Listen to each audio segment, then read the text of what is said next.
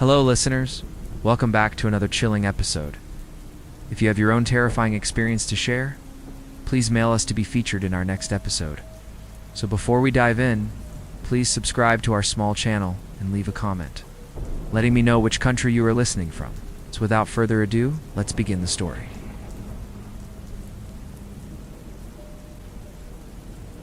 You know that feeling when you try so hard at something that it becomes part of your identity? That was me in streaming.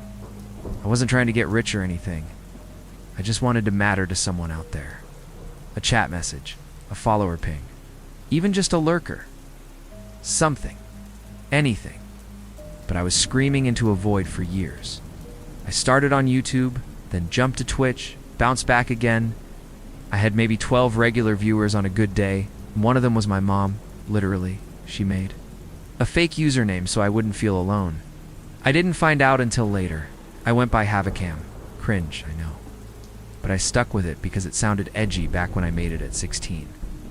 Now I was 23, jobless, living in my older brother's guest room after getting laid off from a warehouse gig.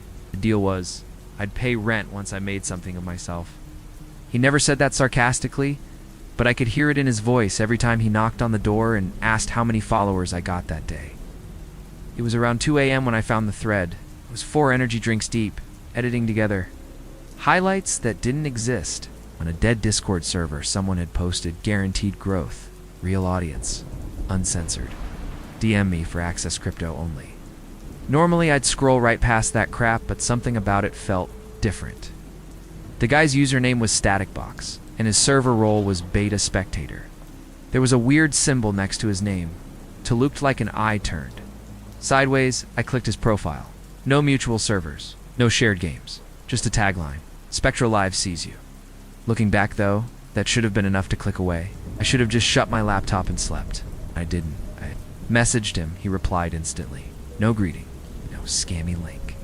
Just this 0.003 BTC, no refunds. Send wallet ID after install. Attached was a single file, spectrallive_v1.2.exe. That's when it hit me. This wasn't some public app. There was no download page, no support, no reviews. Just a standalone file and a price tag. Still, my hands shook as I copied the Bitcoin address. I had maybe 0.005 left in my Coinbase from when crypto was booming, and I thought I'd retire at 24. I sent it. The file unlocked. No warning, no install wizard. Just opened a black screen with white text. Welcome, Havacam. We're live. My webcam light turned on without me clicking anything. I froze. The window showed my face, but something was off.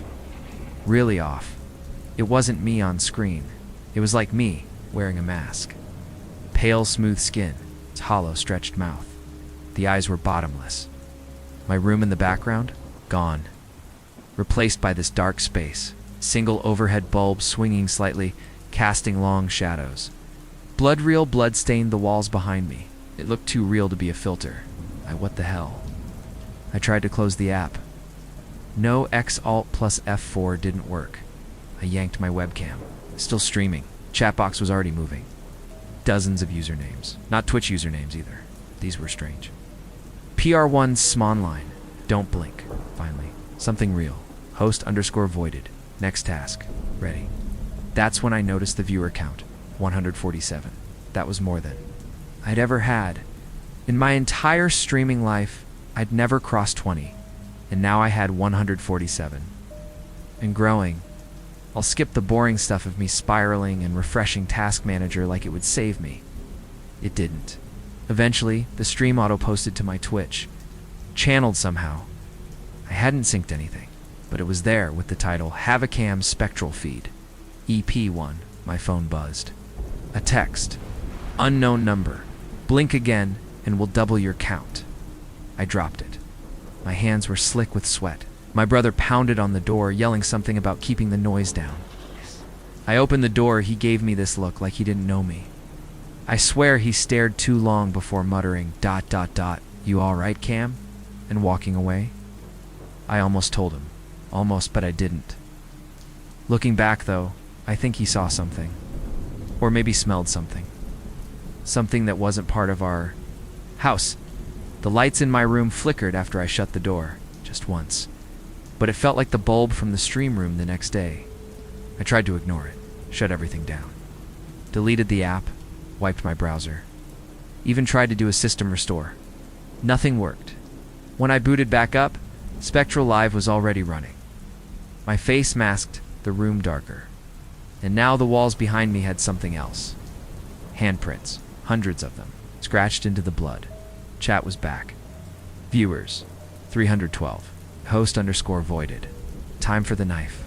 Watch from within. You promised. Echo _echo. Pain makes it real. I laughed, out loud. Because what else do you do when your life breaks apart like that? I didn't have a knife on camera. But then I looked to my desk. One of my pocket knives, the one my dad gave me before he passed, was sitting right next to my mouse. I hadn't put it there. I never even brought it into this room. I should have closed everything. Walked out, thrown the laptop into a lake. But I didn't. I picked up the knife, just held it up to the camera.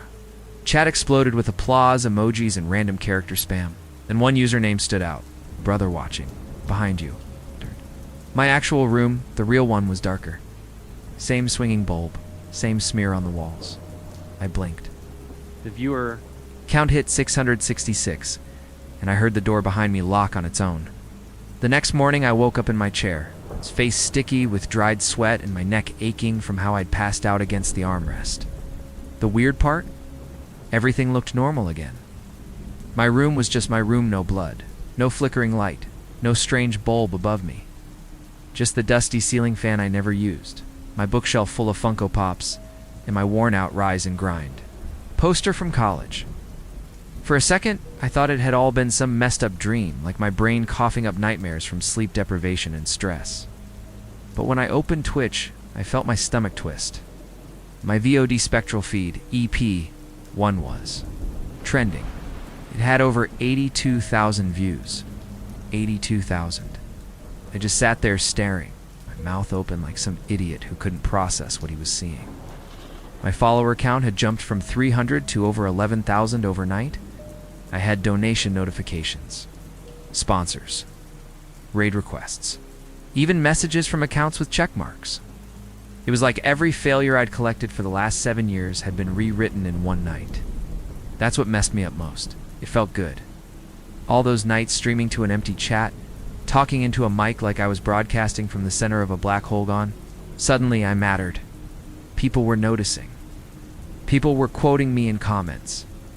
Don't Blink was turning into a meme. Reddit threads had popped up trying to guess if the stream was an elaborate ARG, some viral marketing stunt, or just deep fake wizardry.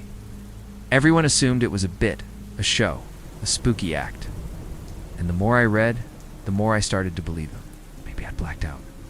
Maybe I did install some creepy software, but none of it was real, right? Maybe I'd just had a psychotic break that happened to go viral. Stranger things have happened on the internet. I even started interacting with the viewers again, cautiously.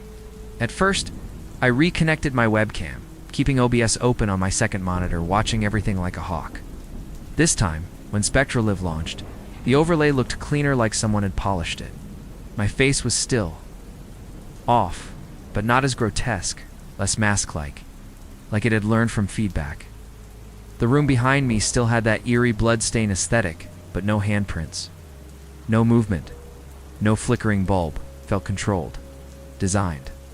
Maybe that's what made me lower my guard. The chat started responding like a normal Twitch audience. Using emojis, sending bits, asking if there'd be a part 2. That was the most surreal part, people treating it like a performance. Like I was some horror VTuber running a highly immersive set. One username, Watcher0. Even tipped $200 and typed, "This is art. Don't stop now." Another said, "My girlfriend thought it was a movie. You've got something here," and maybe I did. I told myself if this was a glitch, a one-time freak occurrence, I'd ride the wave and clean up later. That night, I launched again. Episode 2. Viewership peaked at 21,000 live. I just sat there in that haunting fake room, reading questions from chat and answering them like I had control. They asked where the blood came from. I made something up about a Halloween filter pack. They asked why I looked so uncanny. Was it a generated? Is it mocap? I laughed and called it proprietary tech. The truth was, I had no clue what was happening. But it worked, and I needed that high. I needed to believe I'd finally made it on my own terms. Then came the gifts. A P.O. box I'd long forgotten about started getting filled. Packages from strangers' fans, apparently. Art, snacks, even a handmade necklace with the word Blink etched in silver letters. Some sent letters that sounded like cult testimonials. "Your stream helped me see the truth," one of them read. "You're showing them what they can't unsee," said another. I laughed nervously reading those out loud during episode 3, brushing it off as fandom drama. But part of me was buzzing nervous. Yes, but also thrilled. I wasn't just a streamer anymore. I was a movement, whether I understood it or not, around this time. I started noticing something else. The way I looked in mirrors didn't quite match the way I looked on camera. It was subtle at first. My jawline seemed off, slightly more.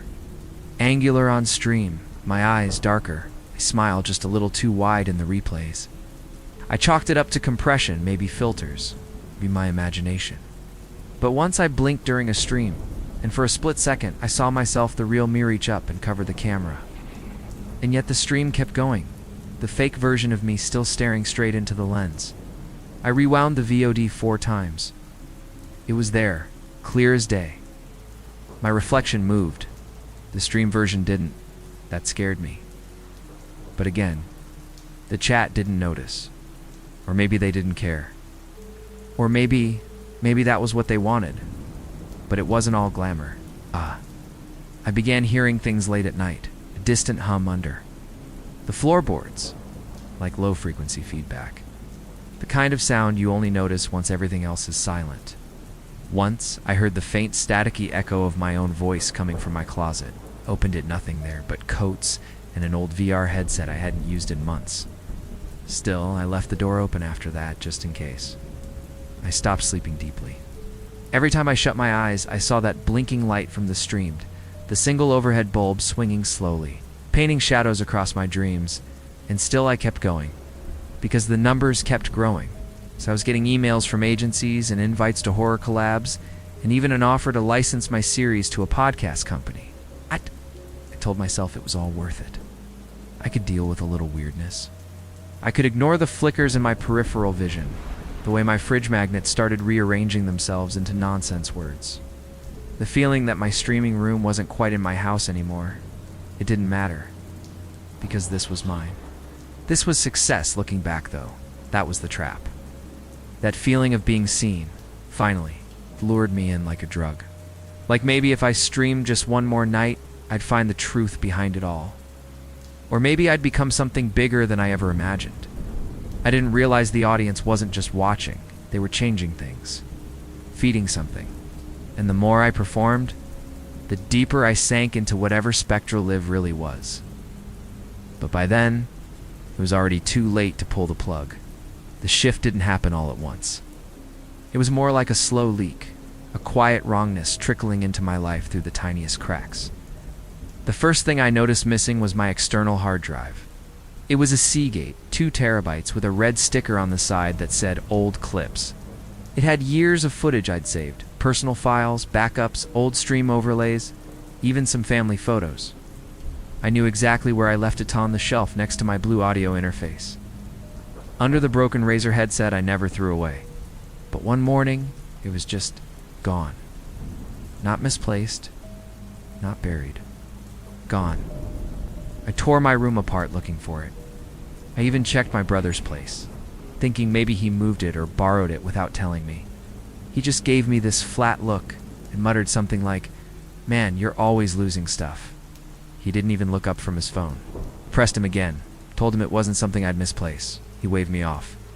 "Dude, maybe it's in your weird stream closet," he said, half joking. "You've got like 50 wires and haunted ass gear in there." I laughed it off, but I remember how cold the back of my neck felt when he said haunted. He didn't even realize why that word hit me so hard after that. It was little things. My spare hoodie and old black TwitchCon zip-up went missing next. That one hurt, because it was from the only event I ever went to, and I'd had a couple. Streamers I looked up to sign the sleeve. One day it was on my chair, the next day it wasn't. I checked the laundry, my car, even the trash bins. It was nowhere. More stuff kept disappearing. My USB mic stopped working, and when I opened it to inspect, the internal wiring looked fried like it had been shorted by something internal, even though I hadn't touched it. My camera settings would reset randomly. OBS would show unknown sources with no labels. Every time I tried to screenshot the stream, the file would come out corrupted or pure black. No matter what I did, I couldn't capture what I was actually seeing, and it wasn't just digital glitches or missing things anymore. My house, my real, physical space, started to feel off. You know how you can close your eyes and mentally picture your own room down to where everything sits? That mental map started to fray. I'd walk in expecting to see my desk light on the right, and find it on the left. Ow. My chair felt closer to the door one day, farther the next. Once, I walked into the kitchen and swore I saw a second shadow cross. The floor behind me but I was home alone. I turned, and there was nothing. No sound, no movement. Stood there, frozen, listening to the hum of the fridge and the sound of my own heartbeat in my ears. I didn't tell anyone. Who would believe me? My brother already thought I was losing it. Tried calling an old friend from college, Jess, someone who used to stream with me back when we were trying to make it together. I told her bits and pieces hinted that weird things were happening. Maybe someone was watching me. She didn't laugh exactly, but she definitely didn't take it seriously. "You've always been too deep into this stuff, Cam," she said. "Just step away for a bit. Touch grass or whatever." Told her I couldn't, that I'd finally made it, and that people were watching now. She sighed and said, "Yeah, but are they really watching something else?" I didn't know how to answer that. I went to the police once. That's the part I'm not proud of, because I sounded insane. I walked into the station and told them someone had accessed my room, rearranged things, maybe even broken in. Files were missing, that I was being watched.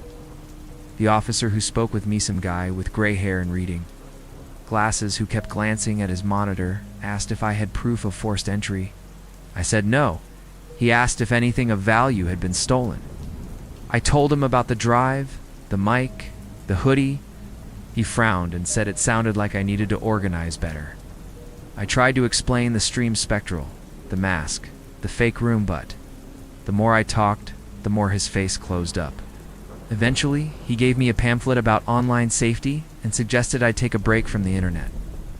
That's when it hit me. There was no help coming. Whatever was happening, it was mine to deal with. It was getting worse around. Episode 6.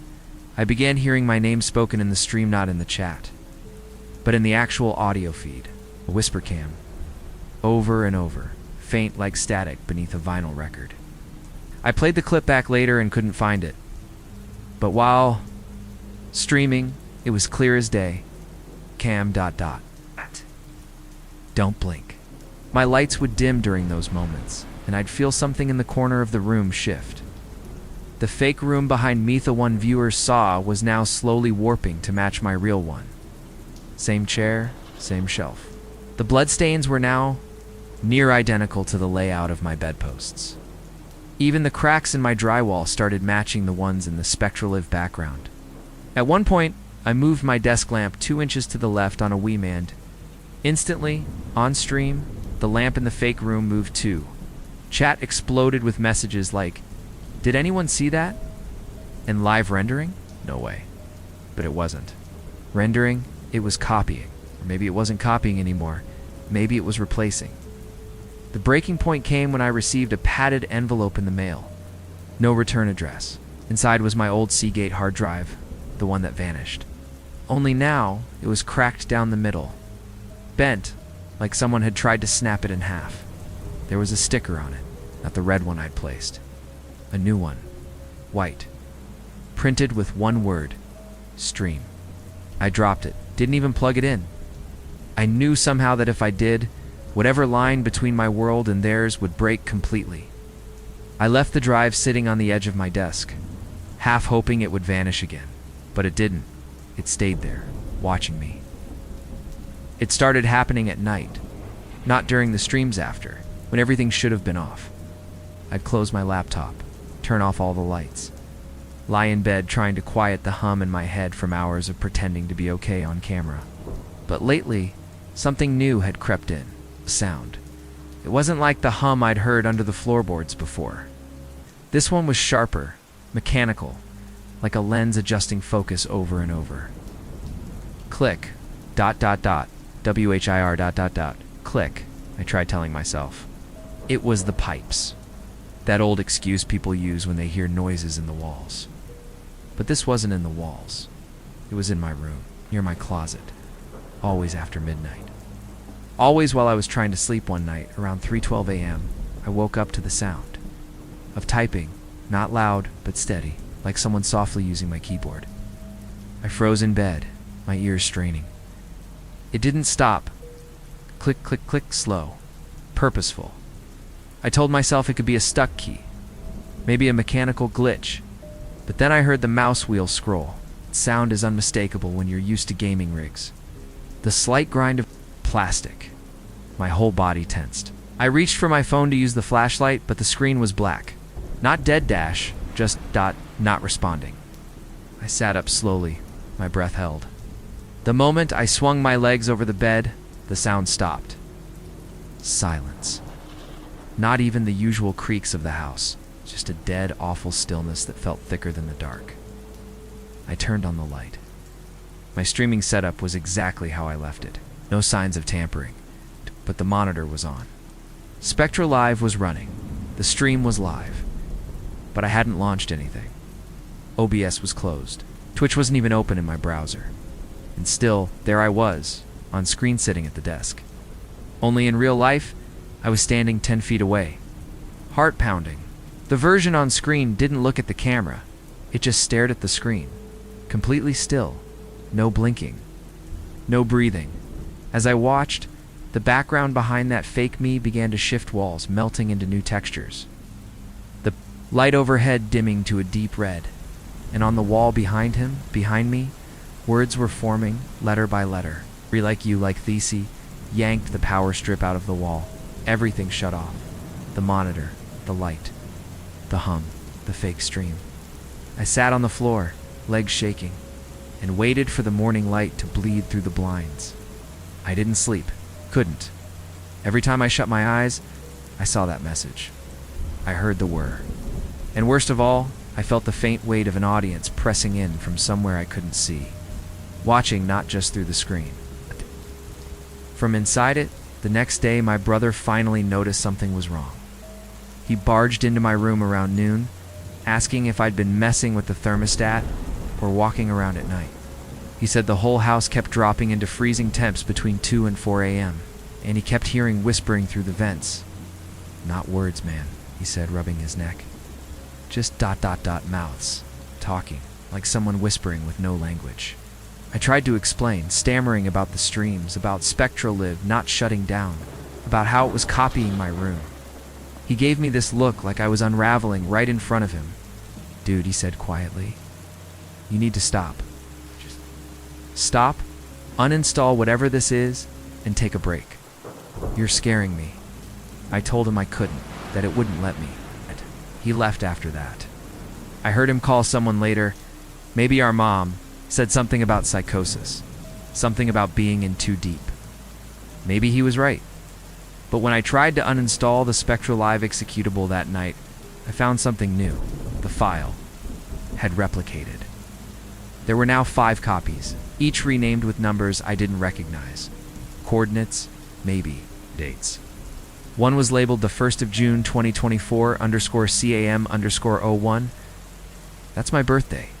I hadn't told the program anything. I hadn't told anyone.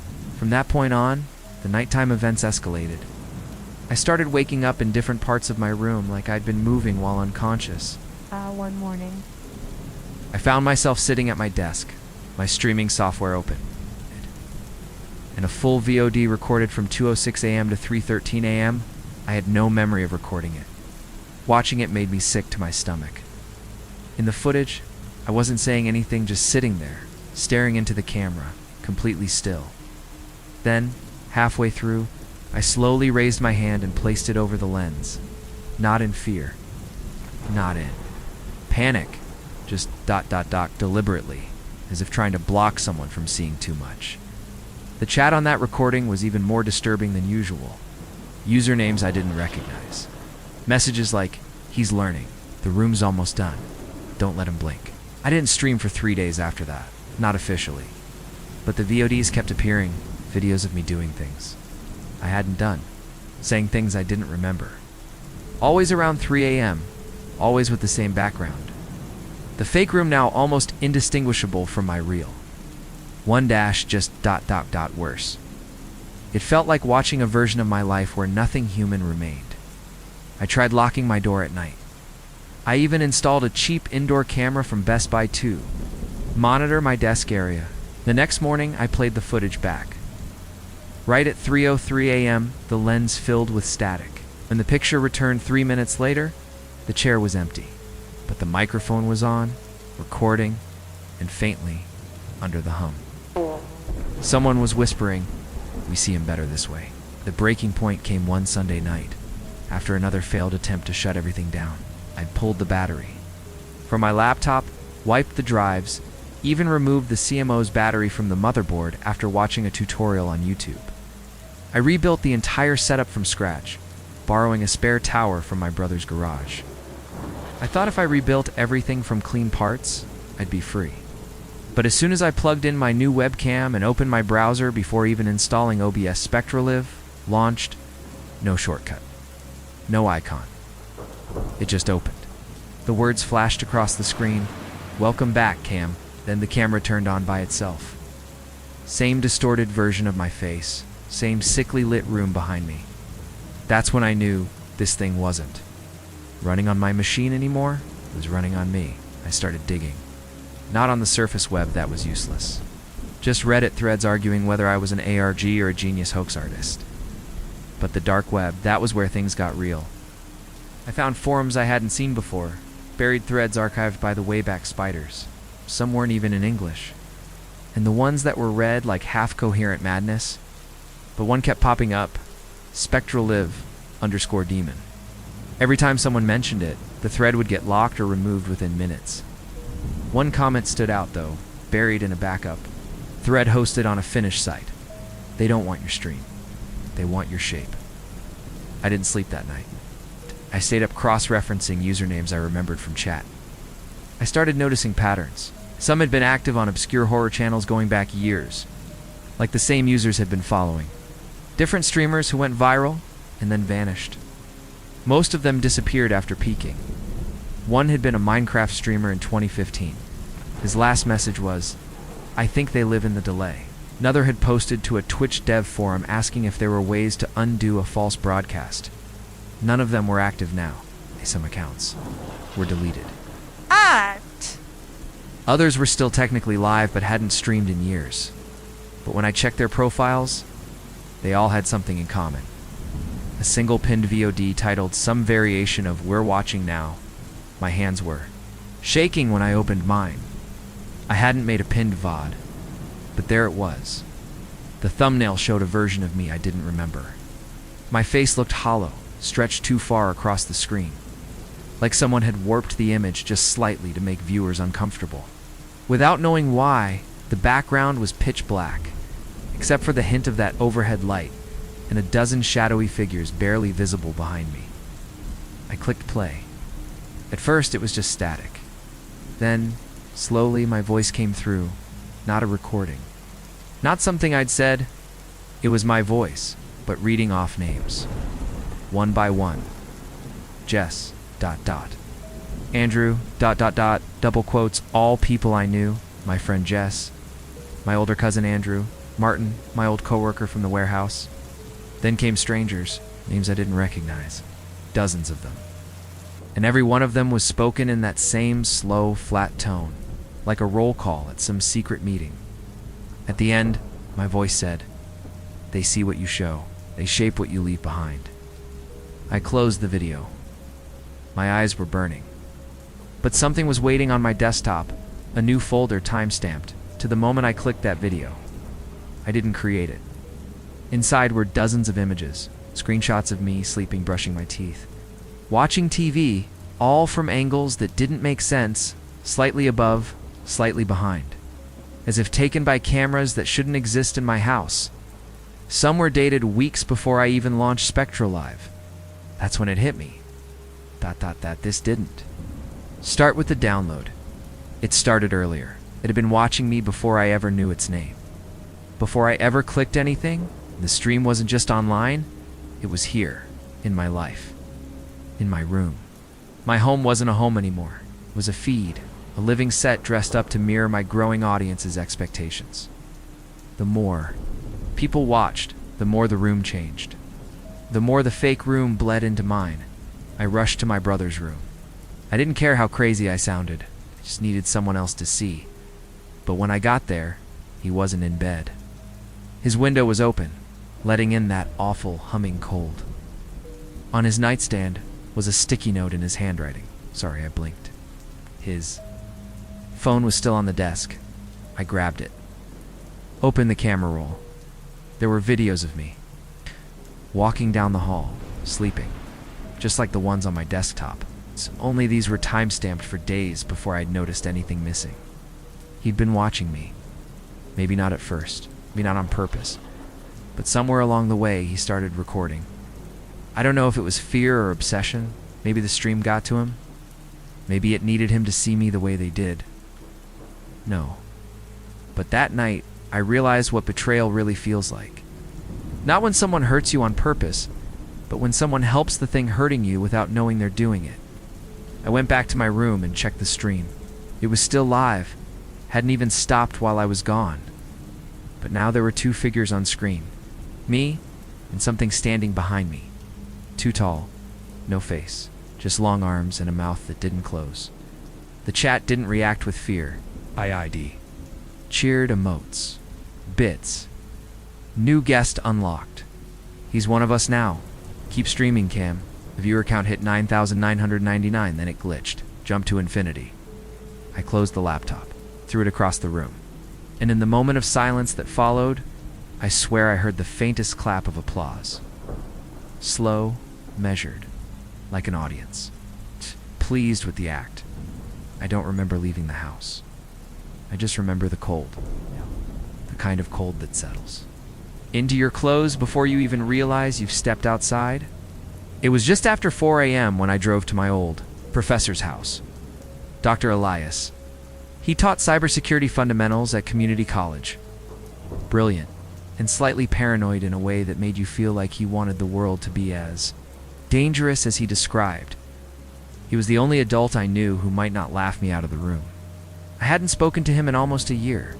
Not since I dropped out, but something told me if anyone would take this seriously, it would be him. When he opened the door in a ratty bathrobe and stared at me with those hawk-like eyes, he didn't say anything. He just stepped aside and let me in. I told him everything. I didn't care how it sounded. Shadow versions of me. The growing overlap between my stream and my real life. The VODs I never recorded. The folder that created itself. I even showed him the hard drive with the stream sticker. At first, he didn't speak. He just stared at the files, brows drawn tight. Then he did something that scared me more than anything else. He turned off the lights.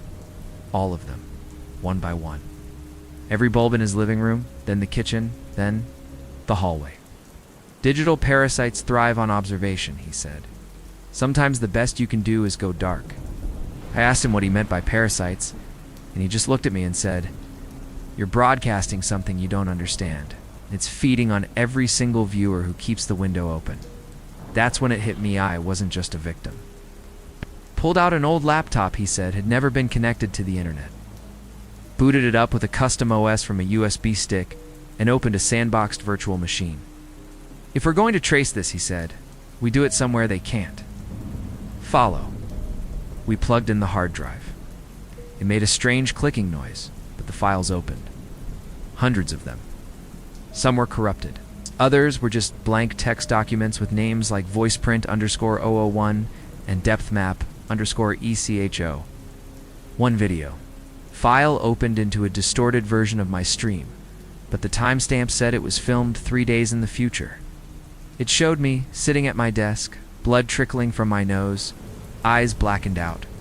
Behind me, my brother stood perfectly still, mouth wide open like he was screaming silently. I asked Elias if this was some kind of predictive deepfake, some advanced spoofing method. He shook his head. No algorithm does this. This is theater. Ritual dressed up as code. You're not the first. Then he showed me something else, a hidden folder buried in the metadata, archive_32. Inside were dozens of photos.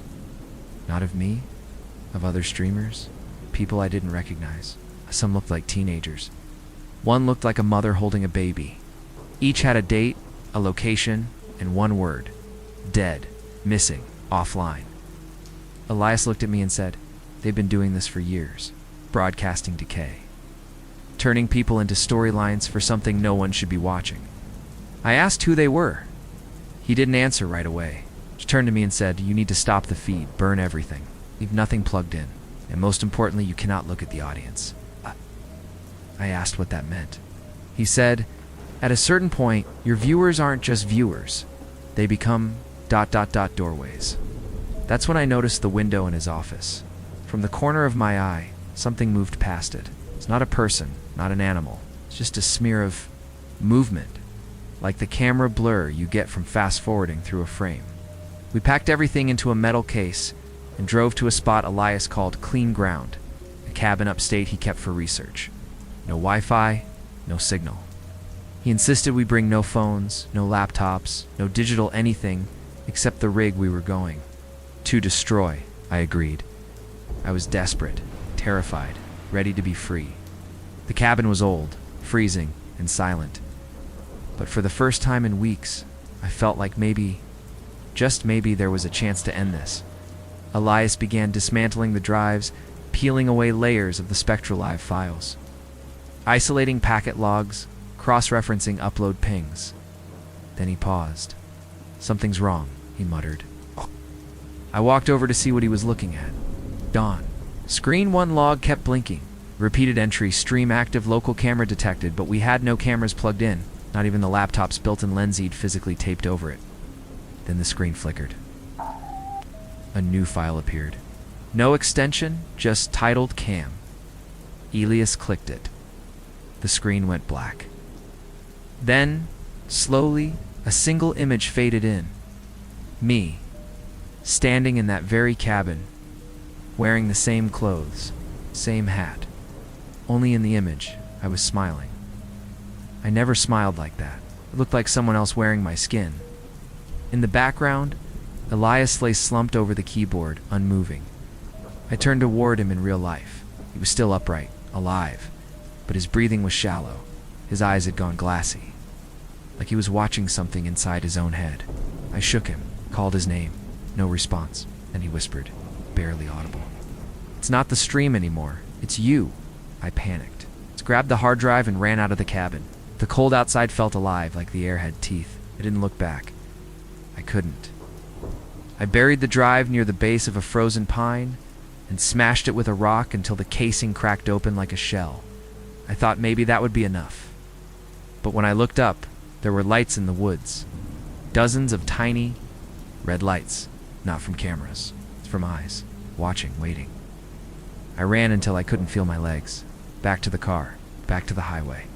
When I finally reached a gas station and used the landline to call 911, all I could say was my name. They told me there had been a call placed about me just 15 minutes earlier, someone claiming I had harmed my brother and fled. When I asked who made the call, the operator hesitated. "It says, Cam Havoc," she read. "Is that ... you?" I didn't go home after that. I couldn't. The police report was filed, but no one ever came looking for me. No one returned my follow-up calls either. I used a fake name to check into a small motel near the edge of the state line. Only. Room 12. It was the kind of place where no one asked questions. The walls smelled like bleach, and the vending machine was stuck on out of order, no matter how many times I kicked it. Turned off all electronics. No laptop, no phone.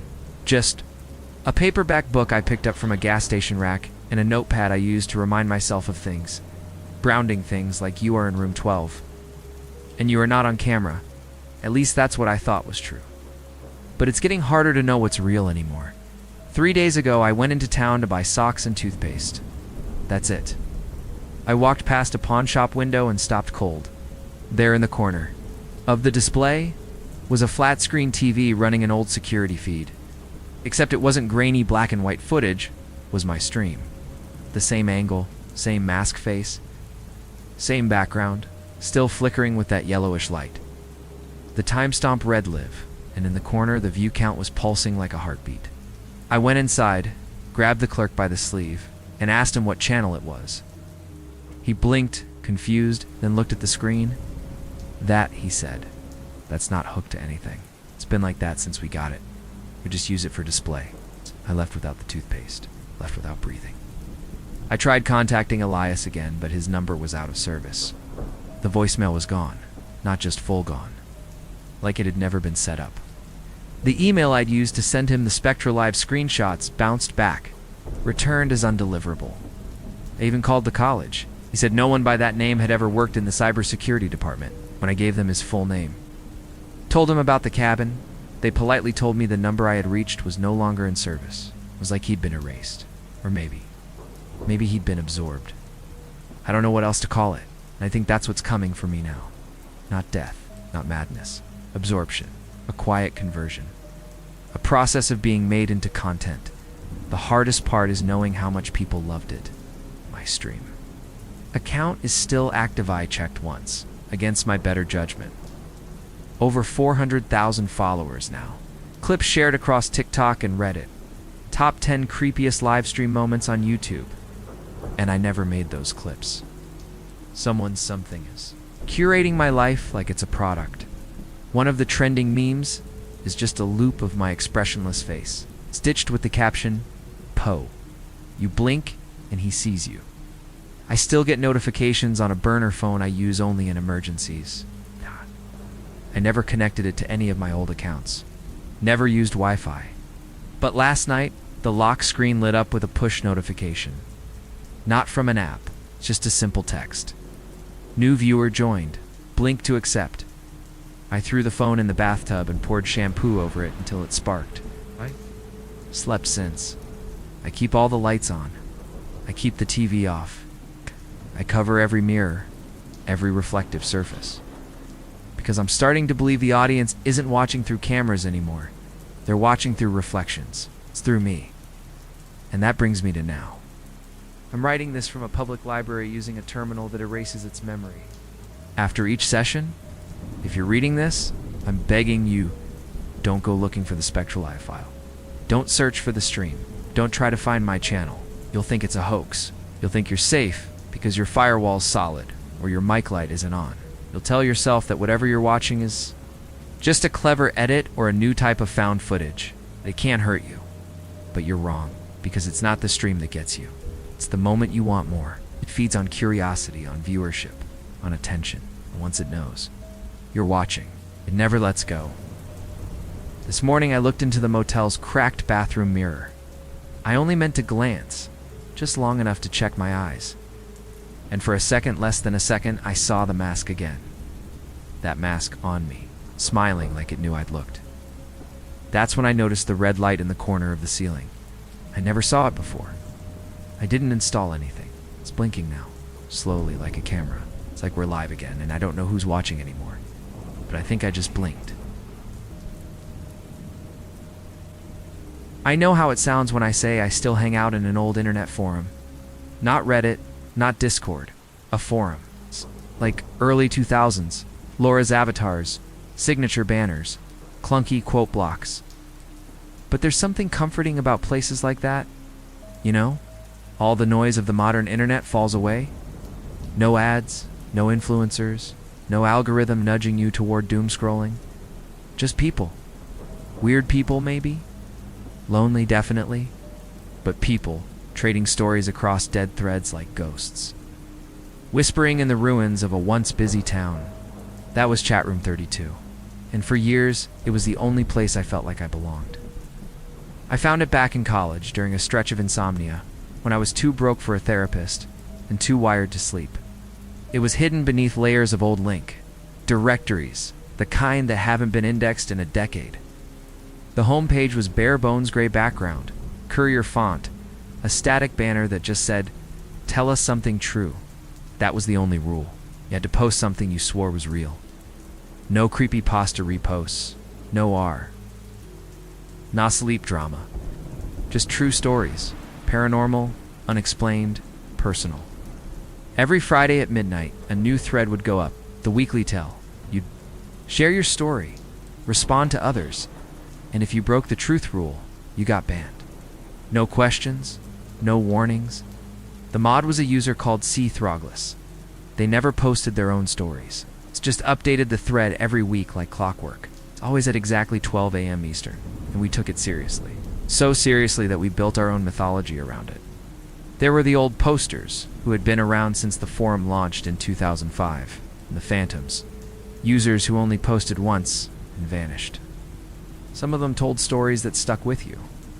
One guy claimed his baby brother spoke in fluent German in the middle of the night, even though their family didn't speak the language.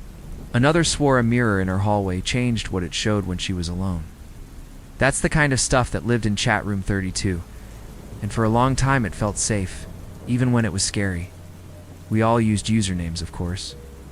Mine was tokenless, which sounds a little try-hard now, but it made sense at the time. I wasn't doing great when I joined. Depression, no real friends, drifting through a CS degree I wasn't even sure I wanted. But on the forum, I was someone. I was a storyteller. I posted a few weird childhood memories like the time.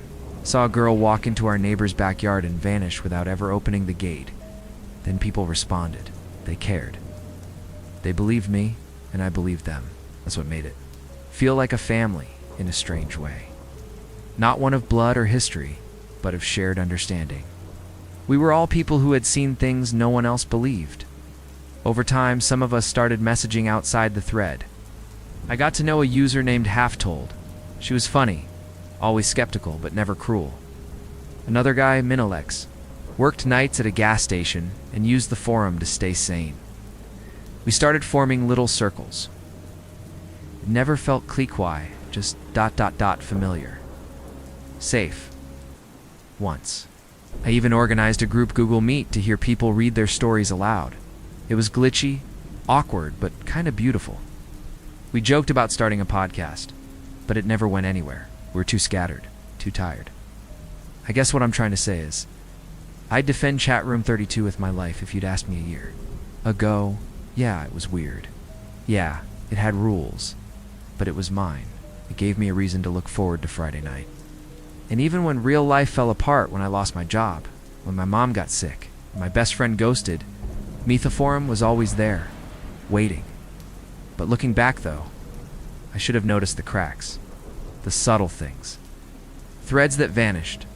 From the archive after they got too popular, posts that changed slightly when you read them a second time, like they'd been rewritten while you were away. Once, a user asked why their own story was edited to include a name they hadn't written. When they complained, their account was deleted. That should have been a red flag, but we all dismissed it. Mods protecting the vibe, someone said it's just part of the lore. Maybe that's how it started. We wanted the mystery, till it became real. It was in thread number 968, the tell of June 7th, when everything changed. That was the night the user empty altars showed up. None of us had seen them before. No post history, no intro thread, just one post, no preamble. The subject line read, "The box arrived." That was it. No explanation.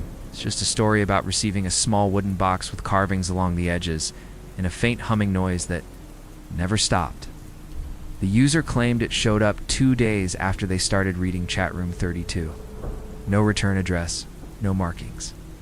Just their name and apartment number, written in red ink. Inside, there was a photograph one they said had been taken inside their bedroom, a view from the ceiling, looking down at their sleeping body. And the photo was dated 2 days before they'd ever joined the forum. At first I thought it was brilliant fiction. One of the best written tells we'd seen in months. People responded like they always did. "This can't be real. Dude, I have chills. post a pic of the box. But then something strange happened. One of the old users, Malfunction Joy, commented, "Wait, mine had a photo too, from my work locker." "What the hell?" Then Kalendarkid replied. "I didn't want to say anything, but yeah. Same carvings. Mine showed up in March." That's when it hit me. This wasn't a story, it was a pattern. We had a rule in chat room 32, and it was sacred. Tell us something true. It was the first line you saw when you joined, and it was the last thing you agreed to before getting access to the threads. It wasn't just a motto, it was the only rule that mattered. No fiction, no embellishments, no roleplay. If you posted a story, you had to believe it. That didn't mean you had to prove it, just that you swore it was real.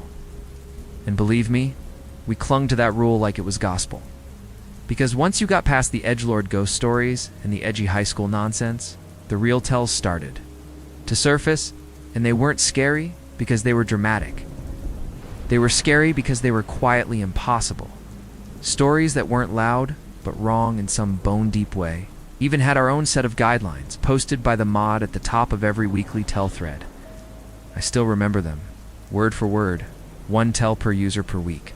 No edits after 30 minutes. Comments allowed, but no fiction tags. If your story is found to be false, your account will be banned. If your story becomes true after posting, update the thread. It was that last one that always felt like a joke. It's like the mod was winking at us, playing into the spooky tone. But now, I'm not so sure. Maybe it wasn't a warning. Maybe it was a dare, the way we took it seriously. People who broke the format of an accidentally got torn apart. If you started your post with something like this, probably isn't real, but you'd get downvoted into oblivion. If your username sounded like a LARP character, you were ignored. We enforced the culture ourselves, fiercely and without hesitation, because we believed the thread only worked if it felt real. And over time, that belief turned into something else. Collective ... gravity. A pulling force that kept the forum centered on one thing, the idea that truth could be shared. Every Friday, exactly midnight, the new weekly tell would unlock. It became ritual. For a lot of us, some people would prep their posts ahead of time in Word docs. Others waited to be inspired by what others shared. We had a tagging system for different types of tells, for family-related stories, LOC for strange places, V's for visual disturbances, and OTH for ... other. The oath tag was always the one that made me nervous. That was where the worst stories went. The ones that didn't make sense even within the broken logic of urban legends. Stories about doors that wouldn't open until a certain word was said aloud. Or people who saw their own names spelled backwards. In mirrors, but only when they were crying. Things that felt made up until you read the comments and realized you weren't the only one who'd experienced something like it. We treated our usernames like second skins. You never changed your handle. You never made alts. You didn't DM the mod. And you definitely didn't ask what happened to banned users. That was the unspoken rule, the deeper one. You didn't talk about the ones who left. Not out of fear exactly, just ... Respect. Like when someone leaves a party early, and you assume they had a good reason. I always thought that was a healthy boundary.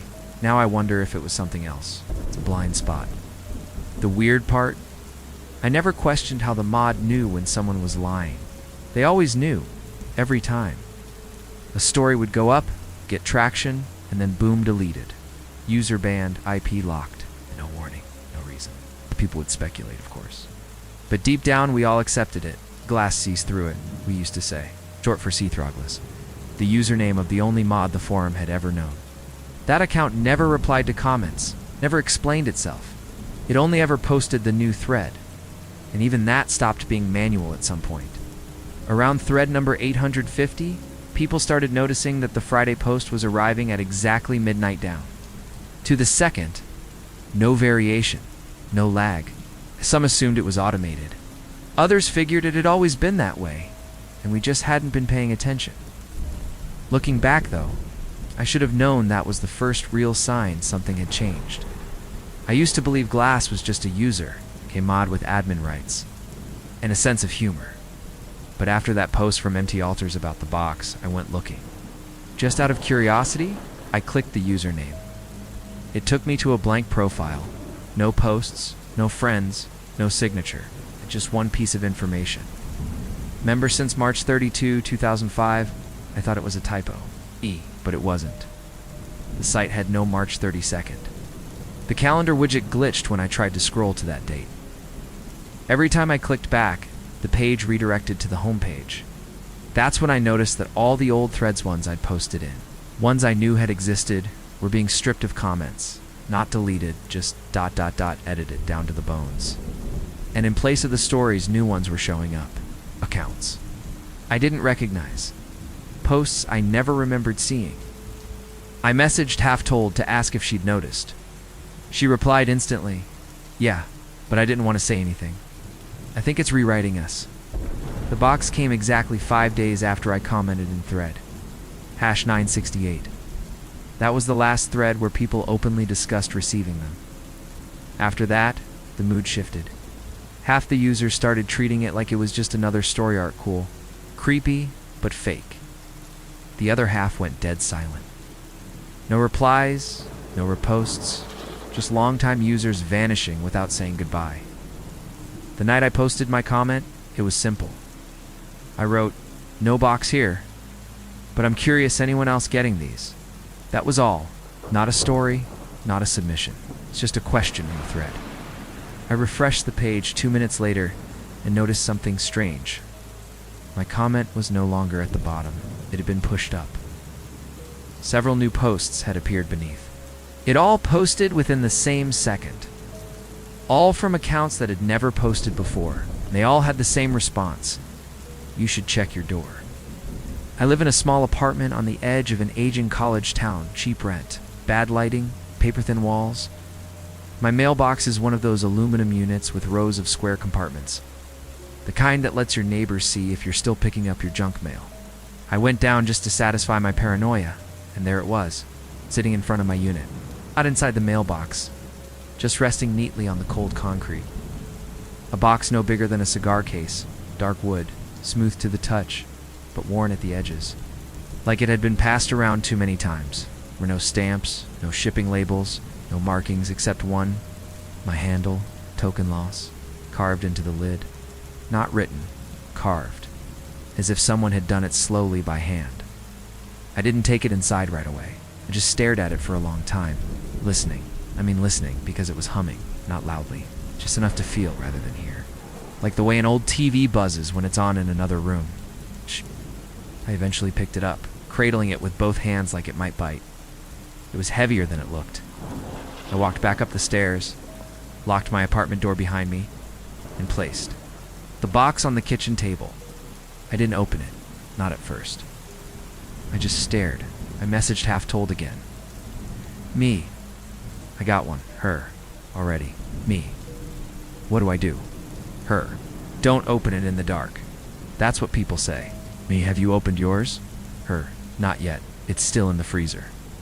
I remember laughing at that. Not because it was funny, but because the panic in me needed somewhere to go. A box in the freezer like it was cursed food. But I got it.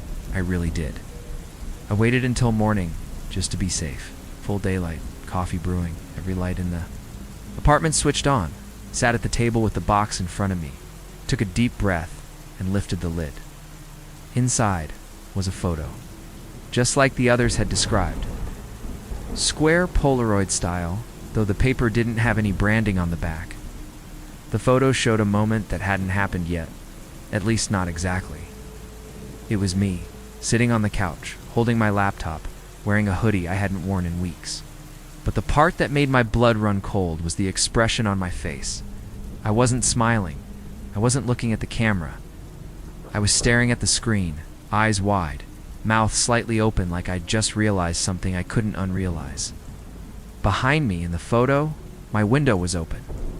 It was shut in real life. I triple-checked, locked, sealed. But in the photo, ... I put the lid back on and shoved the box into a kitchen drawer. I couldn't throw it away, don't ask me why. It didn't feel disposable. It felt like it was watching me, even with the lid closed. I went back to the forum to report what happened. Thread number 969 had already gone up. This time, the header didn't say weekly tell. It said, boxes delivered. Check in below. No mod note. No tags. Just a list of usernames posting variations. Of the same story? Photos inside boxes. Unmarked delivery. That never stopped. And each of them describing their photo like it was a scene about to happen. One guy posted that his showed him getting into his car with the door open, except he didn't own a car. Another said his photo was of his bedroom closet from the inside, as if someone had taken the picture while hiding there. I started to respond, typing out a comment to say, mine showed my window open when I felt it. The shift, that subtle change in air pressure that comes when a door opens somewhere it shouldn't. I turned slowly. My window was still closed, thank God, but my front door wasn't. It had swung open maybe an inch, enough to break the seal. Enough to let in that same low hum. The box hadn't moved, but I swear it felt heavier in the drawer, like it knew. Like it was feeding off the reaction. The first time I really felt that something was wrong. Like, truly wrong, in a way that went deeper than just a scary box or an overactive imagination, was 2 nights after I opened it. The photo again. I'd left it in the drawer with the lid tightly shut, duct-taped, with a heavy baking pan placed on top. And still, the hum didn't stop. I thought I could block it out, but it wasn't sound anymore, it was vibration, not just a tremble in the wood. I mean a hum that echoed in my chest cavity, behind my eyes and the meat of my bones. A resonance. It came in waves, and with each one, I felt like something was being tuned inside me. The worst part, it always started when I opened the forum. At first, I told myself it was psychological, a Pavlovian fear response. But I tested it. I shut every device down, stayed offline for 2 full days, and the hum quieted. Not gone, but manageable. The moment I logged back into chatroom 32 before clicking on anything, it flared, and I noticed something else. My mouse cursor wasn't moving the way it used to. There was a lag, but not the normal kind. It was like the cursor anticipated my movement, sliding just ahead of where I meant to go, as if the signal between my hand and the screen had been reversed, like the box was reading my intent before I acted. I'm not describing this well, but the delay wasn't mechanical, it was personal. That same night, I saw someone watching me. Not clearly, just a shape. Live on the 3rd floor of a corner unit, with no direct view from other buildings, and my window faces a back alley that dead ends into a chain-link fence. At 2:17 a.m., I was sitting on my couch with the lights off, just scrolling, trying to catch up on replies in the box's delivered thread, when I caught movement outside the glass. I thought it was a bird at first, maybe a moth, but it was too tall, too still. Not an animal. Not a person either. Just a human shape, perfectly still, like it was part of the window. A reflection, maybe. I got up, turned the lights on, yanked the curtains closed. But the humming got louder after that. The next morning I found the photo had changed. Not entirely, but enough. The position of my head was slightly different. In the original version, I was looking down. Now my eyes were clearly open, staring. At the camera, my expression wasn't surprised anymore. It was resigned, like I'd already accepted something. Tore the photo in half and shoved the pieces in the trash. I left the box outside in the stairwell, just sitting on top of a recycling bin, hoping someone would steal it or the rain would ruin it. But by nightfall, it was back inside, sitting on my table, dry, clean, untouched. That was the same day Half Told vanished. Her account was deleted. All her posts were gone, even the ones people had quoted. Every thread she'd ever replied to showed user not found. I tried emailing her, nothing. I checked an old Google sheet we used to share horror writing drafts. Her edits were still there, her name still listed in the last modified column, but her profile icon had been replaced with a gray default silhouette. When I checked the version history, the document showed a strange entry from an unknown user. No name, no icon, just a timestamp and a single change. They had highlighted one of her old paragraphs and left a comment. You were warned not to open the box. I screenshotted it. 30 seconds later, the comment was gone. So was the version entry. Later that night, I received a private message on the forum. That was unusual because DMIs were disabled by default. And the mod account had never messaged anyone directly, not in the years I'd been part of the community. The sender was C. Throgless. The message was short. No greeting, no sign-off, just a single line. Tell us something true. Where is your box right now? My heart dropped. I hadn't posted anything about throwing it out. I hadn't told anyone I tried to get rid of it. I went to reply, but the message was gone, like it had never been sent. But a new thread appeared within the hour. Thread number 970. Tell us what it showed you. No one responded for the first 2 hours. Then, slowly, they began. One after another, users writing about how their photos had changed. Some were now videos. Some had audio. One person claimed theirs now showed tomorrow's weather forecast with frightening accuracy. Another said their photo had slowly decayed each day, showing their living room with more signs of mold and rot. Even though their house was fine, someone, Elsa Fizzable, posted something I still can't shake. They said the box was adjusting them, that it had learned the shape of their movements and began syncing its hum to their heart rate. And when they tried to stop it by going to a friend's house, leaving the box behind, they blacked out on the drive and woke up parked in front of their own apartment. Keys in the ignition, engine still running. I stopped reading after that, closed the laptop, unplugged it, turned off every screen in my apartment, sat on the floor and waited for the sunrise, like it would make any of this okay. But something shifted in me that night. I stopped thinking of the box as an object. It wasn't an item, it wasn't even a gift. It was a rule, a contract. Something I had agreed to the moment I typed those words in the forum, no box here. But I'm curious. There's a moment when fear stops being about survival and starts becoming about certainty. That quiet shift between I might be in danger and I am in danger and. I don't know how long I've been in it. That moment hit me 2 weeks after the box arrived. I was reading through old weekly tells trying to find something. Anything that would tie it all together. Some original post I'd missed. Some clue buried in the early threads. I didn't find a clue. What I found was worse.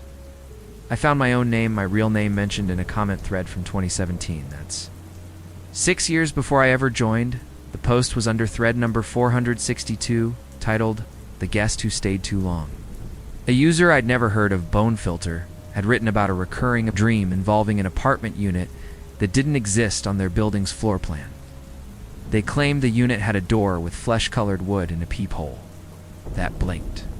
At the end of their post, buried in a reply chain, someone wrote, "That sounds like what happened to Eli Redacted. Token lass, I think." That stopped me cold. No one on the forum knew my real name. I'd never posted it, never linked my accounts, never even typed it into a document on the same laptop I used to access Chatroom 32. But there it was, years before I ever signed up.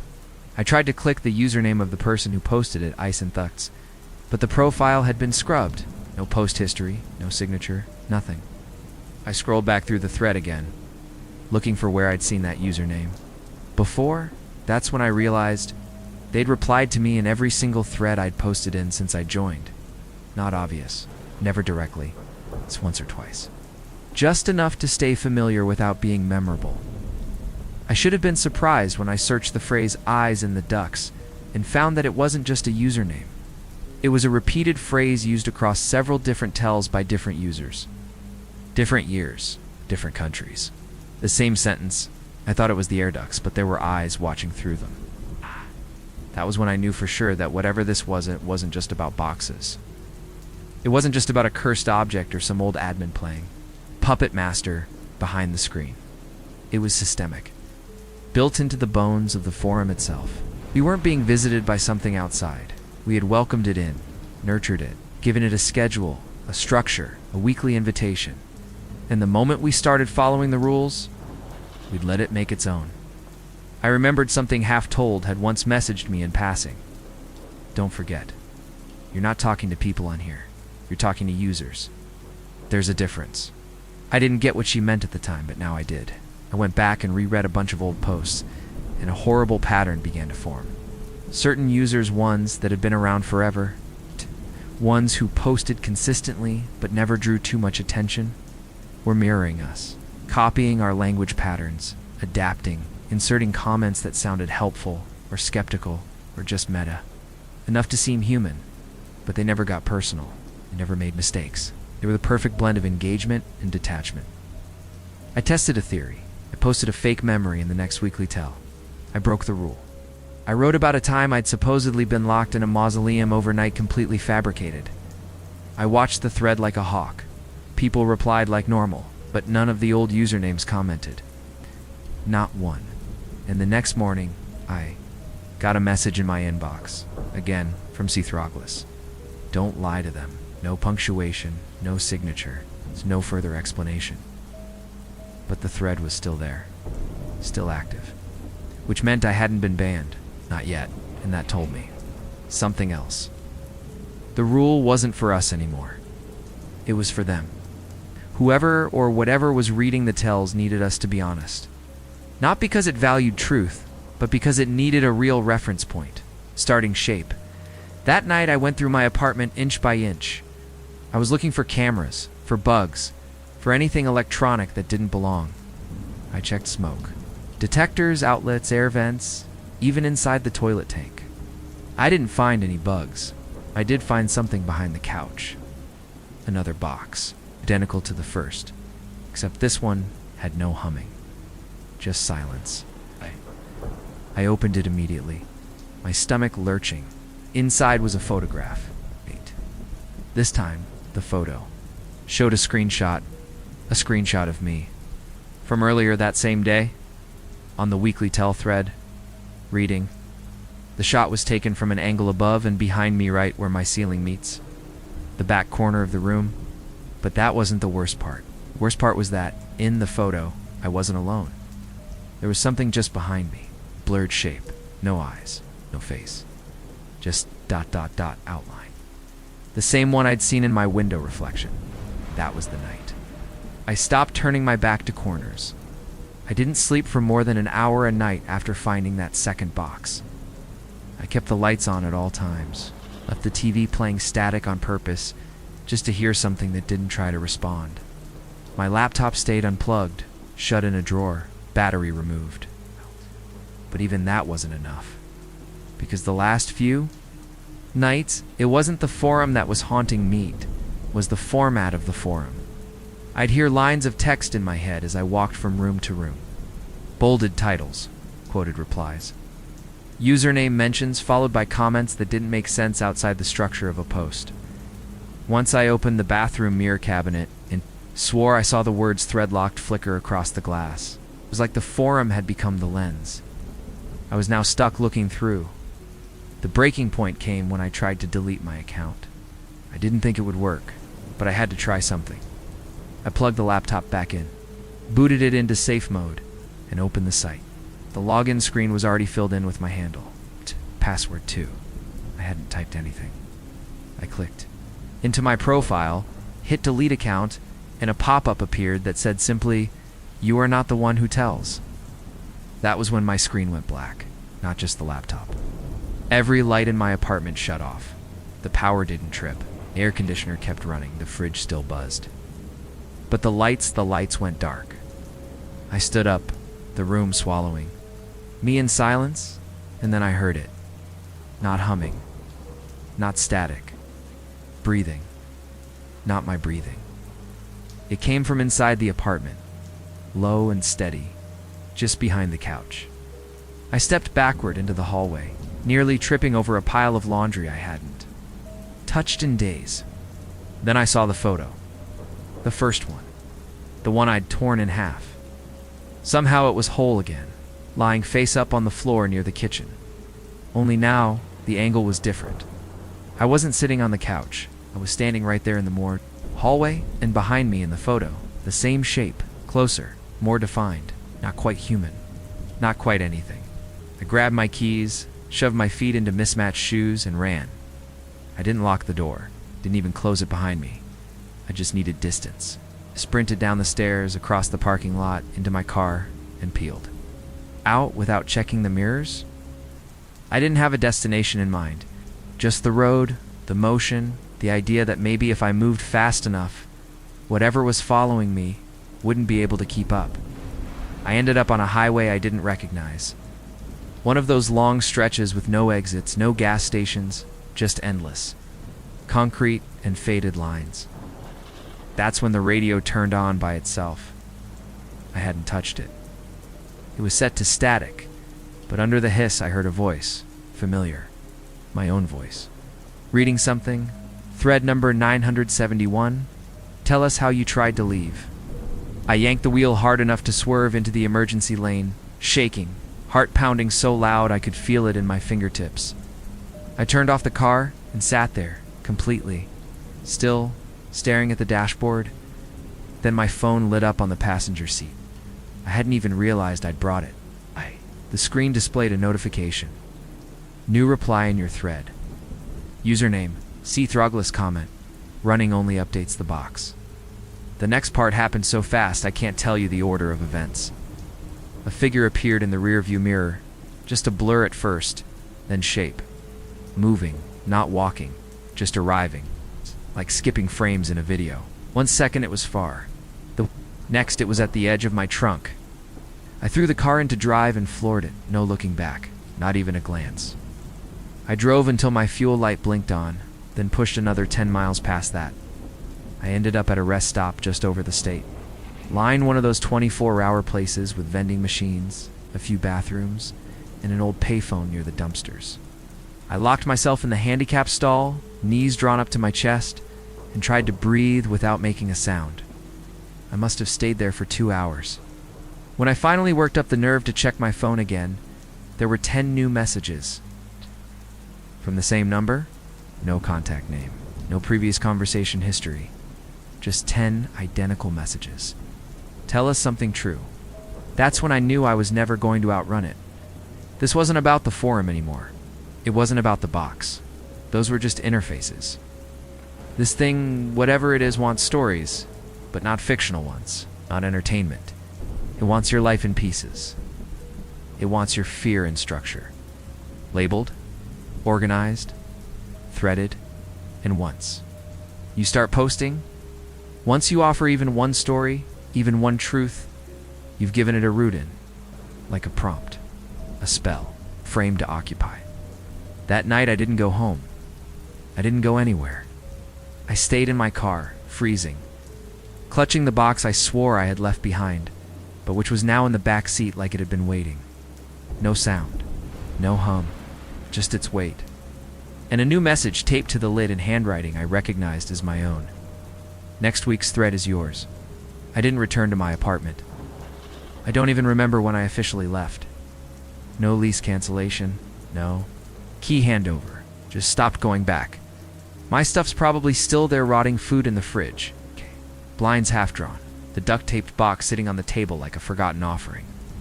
I tell myself that's okay. Let it stay there. Let the space become someone else's problem. Because I can't be near it anymore, and yet I still check the forum. I wish I could say I don't. I wish I could say I had the strength to let it go. But every Friday night, just before midnight, I find myself somewhere with public Wi-Fi, opening a private browser, typing in the URL out of sheer muscle memory. I refresh the page over and over, just to see that the layout hasn't changed. Same faded header. Tell us something true, but the users have. Almost all the old names are gone. Mini-Lux, Half-Told, Achievable, Malfunction, Joy, all silent, deleted, or simply vanished. Their posts are still there, but the usernames have been grayed out, anonymous, like tombstones, with the names scratched. Off. New accounts keep appearing, though. Hundreds of them. Most with auto-generated handles, no avatars, no bios. They post short, clipped stories with no context, no preamble. Just entries like, it left a second box with no lid. Mine hummed my name. Twice. The picture changed when I closed my eyes. It's not a community anymore. It's an archive. A slow-motion record of something moving through people. Taking pieces, leaving a format behind. That's the part that gets to me most. Not that the box is still active, but that it's learning how to be permanent. It doesn't need belief anymore, or rules. It has structure. Threaded posts, recurring accounts, syntax. And as long as someone keeps reading, it stays alive. That's what I finally realized. Thought the stories were what summoned it. The truth is simpler and so much worse. It's not the stories that bring the box. It's the act of watching. A few weeks ago, I got a message from someone I hadn't heard from in years. Jared, a guy I used to hang out with in freshman year. We weren't close. Mostly shared a group chat, laughed at the same dumb Reddit posts. He messaged me out of nowhere with one line, "Hey, was that you on the thread last night?" I froze. I hadn't posted anything. Checked chatroom 32 immediately. There it was, thread number 978. A new post. No subject line, just my handle. Token loss. Only I hadn't written it. Story it told was about someone pulling off the road during a thunderstorm, finding a rest stop, and locking themselves in the bathroom until the storm passed. It described everything I had done the night I ran. Every detail, down to the shoes I'd worn. The food wrapper I left in the passenger seat. The sentence I muttered to myself in the mirror. The story ended with, the box was already in the stall. Lid open. No photo this time, just a mirror. I didn't tell Jared the truth. I said no, must have been someone else. A copycat. He hasn't messaged me since, but I know what happened. The thread posted itself. Or maybe it was posted by whatever's behind all of this through me, because the moment I read it, I remembered something I'd forgotten until that second. The mirror in the rest stop stall had been covered in graffiti and cracks. But when I looked into it, ... my reflection blinked out of sync. Now I carry the box in my backpack. Not to protect it, to contain it. It doesn't hum anymore. It breathes. Softly. Just enough that I feel it when I try to sleep. I don't open it. I don't look at it. But I know it still takes pictures. I don't know how I know. Just wake. Up with the feeling that another moment has been documented, framed, filed, saved somewhere in a thread I haven't seen yet. Last Friday, at exactly midnight, I got a new email. Not through the forum. Not from any account I recognized. The sender address was blank. No subject line. Just an attachment named img_032.jpg. I opened it. It was me, sitting here. Writing this from behind, and I don't have a camera in this room. I was 3 months behind on rent when I found the link. I'd been living off coffee, off-brand cereal, and the faint hope that a cybersecurity degree meant something in a world that didn't seem to care how many suits you held or how many sighed. Projects you could list on your resume. Wasn't lazy. Was broke. Like too many tabs open broke. Like putting my router in a foil-lined shoebox to boost signal strength kind of broke. Job apps went nowhere. Interviewers ghosted me. My GitHub was spotless, but nothing paid. So, when I wasn't begging for freelance gigs or making custom password generators for people who didn't want to pay more than $20, I was digging -deep.c. When you study cybersecurity long enough, you start to treat the internet like an ocean. Most people just wade around in the shallow parts, watching Netflix and ordering groceries. But below the surface way, below's a whole different world. That's where I spent my nights, combing Tor nodes, combing exit logs, looking for dead sites, forgotten servers, abandoned directories. Not because I was into anything shady. Honestly, I just liked seeing what people left behind. Forums frozen in 2008, old chat logs. Personal zip files someone thought they'd deleted. It was like digital archaeology. Mostly harmless. Mostly. Looking back, though, the signs were all there. I was exhausted, isolated, desperate. I wasn't looking for horror. I was looking for a purpose. Some way to prove that all my time spent learning about digital forensics and threat modeling wasn't a complete waste. That maybe there was something interesting left in the internet. Some corner not completely flattened by content farms and Staten. Algorithms. I told myself if I could just find something, just one mystery, one anomaly, I could write it up. Publish a blog post. Maybe even attract a job lead. Or at the very least, validate the hours I'd been burning away in dark directories. For years, it was around 3:40 a.m. when I found the ghost link. I was running a recursive scan of expired Tor exit nodes, scraping logs from known deprecated directories. Most of it was garbage. Broken routing data, malformed headers, timestamps from years ago. But then, I saw one string of HTML buried in a log from 2016. It pointed to a crude landing page with a bare file name. Dead link, archive.local/index/dates.htm. No hosting metadata. No admin info, just that simple static structure, directory. When I opened it in the VM I used for these things, the page loaded instantly, too fast for a Tor address that shouldn't even resolve. It was just a list, a table, row after row, of entries labeled by date and GPS coordinates. No titles, no links, just YYYY, MMDD latitude, longitude. At first, I thought it was a weather archive, or maybe flight logs. But then I clicked one.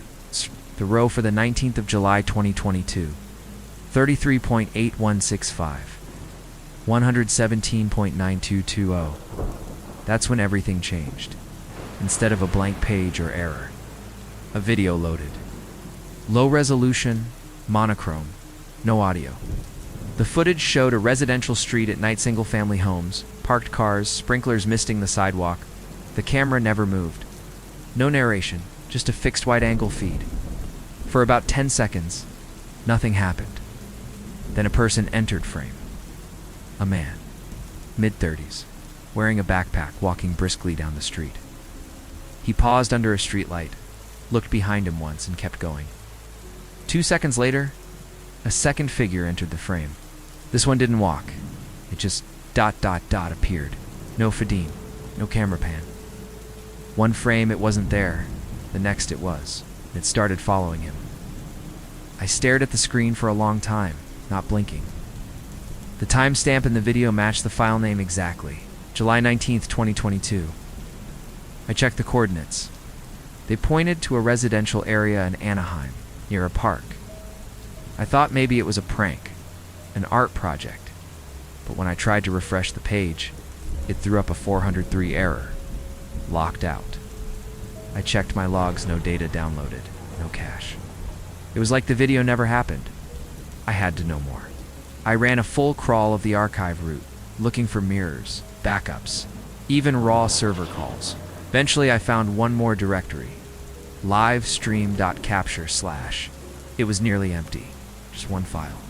The 3rd of September 2024, 37.8708, -122.2728. That's when my stomach dropped, because that location, those coordinates, they were here. My town and the date. 2 days from now. At first I thought it was coincidence, but I checked the numbers again, the decimal points. The elevation markers, it was specific. No, not just my town, my block. The latitude mapped directly to my apartment complex. The longitude put the target within 30 feet of my front door. It should have been easy to walk away. Just close the laptop, unplug the router, wipe the drive, and pretend the dead link never loaded. But I didn't, because deep down, something about it called too meal-like it was made for me. I kept telling myself it was professional curiosity. I was just trying to figure out who made the archive. That maybe it was an abandoned surveillance project or a forgotten node in some university research program, but the truth? I already knew this wasn't that. This wasn't some data set left to rot. This was watching me watch it. Still, I went into planning mode. That's how I cope. I made a list of what I needed. Dual recording setup, thermal cam, secondary Wi-Fi kill switch, backup power source. I updated my VM to run isolated screen capture, installed a timestamp tracker to catch hidden frame edits, and reconfigured my VPN to rotate servers every 60 seconds. Paranoid? Absolutely. But something about that stream, it felt alive. It's not like it had a creator. It's like it had an audience. I shared the coordinates with 2 friends. Well, friends might be generous weed. Met through a Reddit group for abandoned network crawlers. But they were smart and, more importantly, cautious. Kai was a freelance pen tester who lived out of a converted Sprinter van. And Lena was a junior malware analyst with access to more back-end monitoring tools than I could ever dream of. I didn't tell them everything, just that I found a link, that it had location-based entries, and that one of them matched where I lived. That was enough to get them interested. Kai wanted to trace the domain immediately, but there wasn't much to go on. The original access log I'd pulled had already been overwritten, and there were no DNS records, no registrar metadata. Lena dug into the server header and said something strange. It's not just unlisted, it's non-indexable. Like someone flagged it out of crawl range on purpose. She said it reminded her of honeypot servers used by private intelligence groups, except those usually had some kind of bait. This one just ... waited. They both agreed it was worth watching. Kai offered to route an outdoor cam through a signal booster and set it up facing my building. I've got a tripod and a remote relay. Something shows up, we'll know before you do. Lena wanted to run packet monitoring from her side to catch any outbound signals, but I told them I'd go further. I needed to know what happened. In person, looking back, I should have known better. Should have handed off the data and walked away. But there was something about seeing your own home coordinates listed in a place that shouldn't know you exist. It hits different. Like hearing your own name whispered in a crowd. It felt personal, targeted. I prepped everything, built a local capture rig with split feeds, one camera on the hallway outside my apartment, one on my room, and a third facing the front door. No wireless, all direct cable. Placed movement sensors near the windows, taped mirrors over the vents, and backed up all my footage to 3 drives, one of which I mailed to myself at my parents' house just in case. And then I waited. The day before the stream was scheduled, I barely slept. The timestamp listed on the directory entry was 3:17 a.m., which gave me just enough time to cycle through anxiety, doubt, and 1,000 what-ifs. I told myself it was a hoax, that I was chasing shadows. But I kept checking the coordinates again and again, and every time I did, I felt that same tug-like. I was circling something that didn't want to be found, but had left the door open anyway. At 2:58 a.m., I turned everything on. All feeds live. System recording, power stable. I sat in the middle of my room with my back to the wall, laptop open, directory loaded, just waiting, and at exactly 3:17 a.m., the page refreshed itself. The new entry didn't look like the others. The file name still followed the same structure, the 3rd of September, 2024, 3708, minus 122.2728, but when I hovered over it, a message appeared. Not a pop-up, not a tooltip. It's just raw text floating below the cursor. We were waiting for you. The moment I clicked the entry, my browser didn't just load, the page it flashed. Not a soft fade or a loading spinner, but a full whiteout, like a camera flash set off an inch from my face. My monitor flickered, and for one brief second, I swore I saw my own room reflected on the screen, not through my webcam, but from above. Like the browser window had opened from the ceiling looking down, and then it was gone, replaced by a simple, grainy live feed. The video quality was poor, washed out grayscale with no sound, but I knew immediately what I was looking at. My building, the front entrance. A locked glass door, the red security. Sticker in the corner, the BuzzBox keypad blinking in standby mode. And standing just outside the frame, partially visible in the left edge, was a figure. Head bowed, hood up. Still, not frozen, just waiting. I sat completely still, unsure if this was a loop or an actual real-time stream. I minimized the browser and checked my front door camera feed. Nothing. The hallway cam showed no movement either. But when I brought the stream back up, the figure was still there, and closer to the center now. Not directly looking at the lens, but turned just slightly more toward it, like it was reacting to my attention. I stared for maybe a full minute, unblinking. Then the video flickered. One frame. Just enough to catch. My heart slammed against my chest because I saw it. The figure blinked. Not in a human way, not casually. It blinked once, slowly, and when its eyes opened again, they were focused on the camera. And I realized something else. It wasn't night outside. Not anymore. The background had shifted. In the stream, sunlight filtered through the windows, out. But it was 3:20 a.m. in my actual apartment. My clock confirmed it. My phone confirmed it. But the stream showed daylight late morning light. It's maybe around 10:30 or 11. I quickly scrubbed through the timeline, but there was no bar, no rewind, no pause button, just the live feed in a single toggle. Mirror mode. I didn't touch it.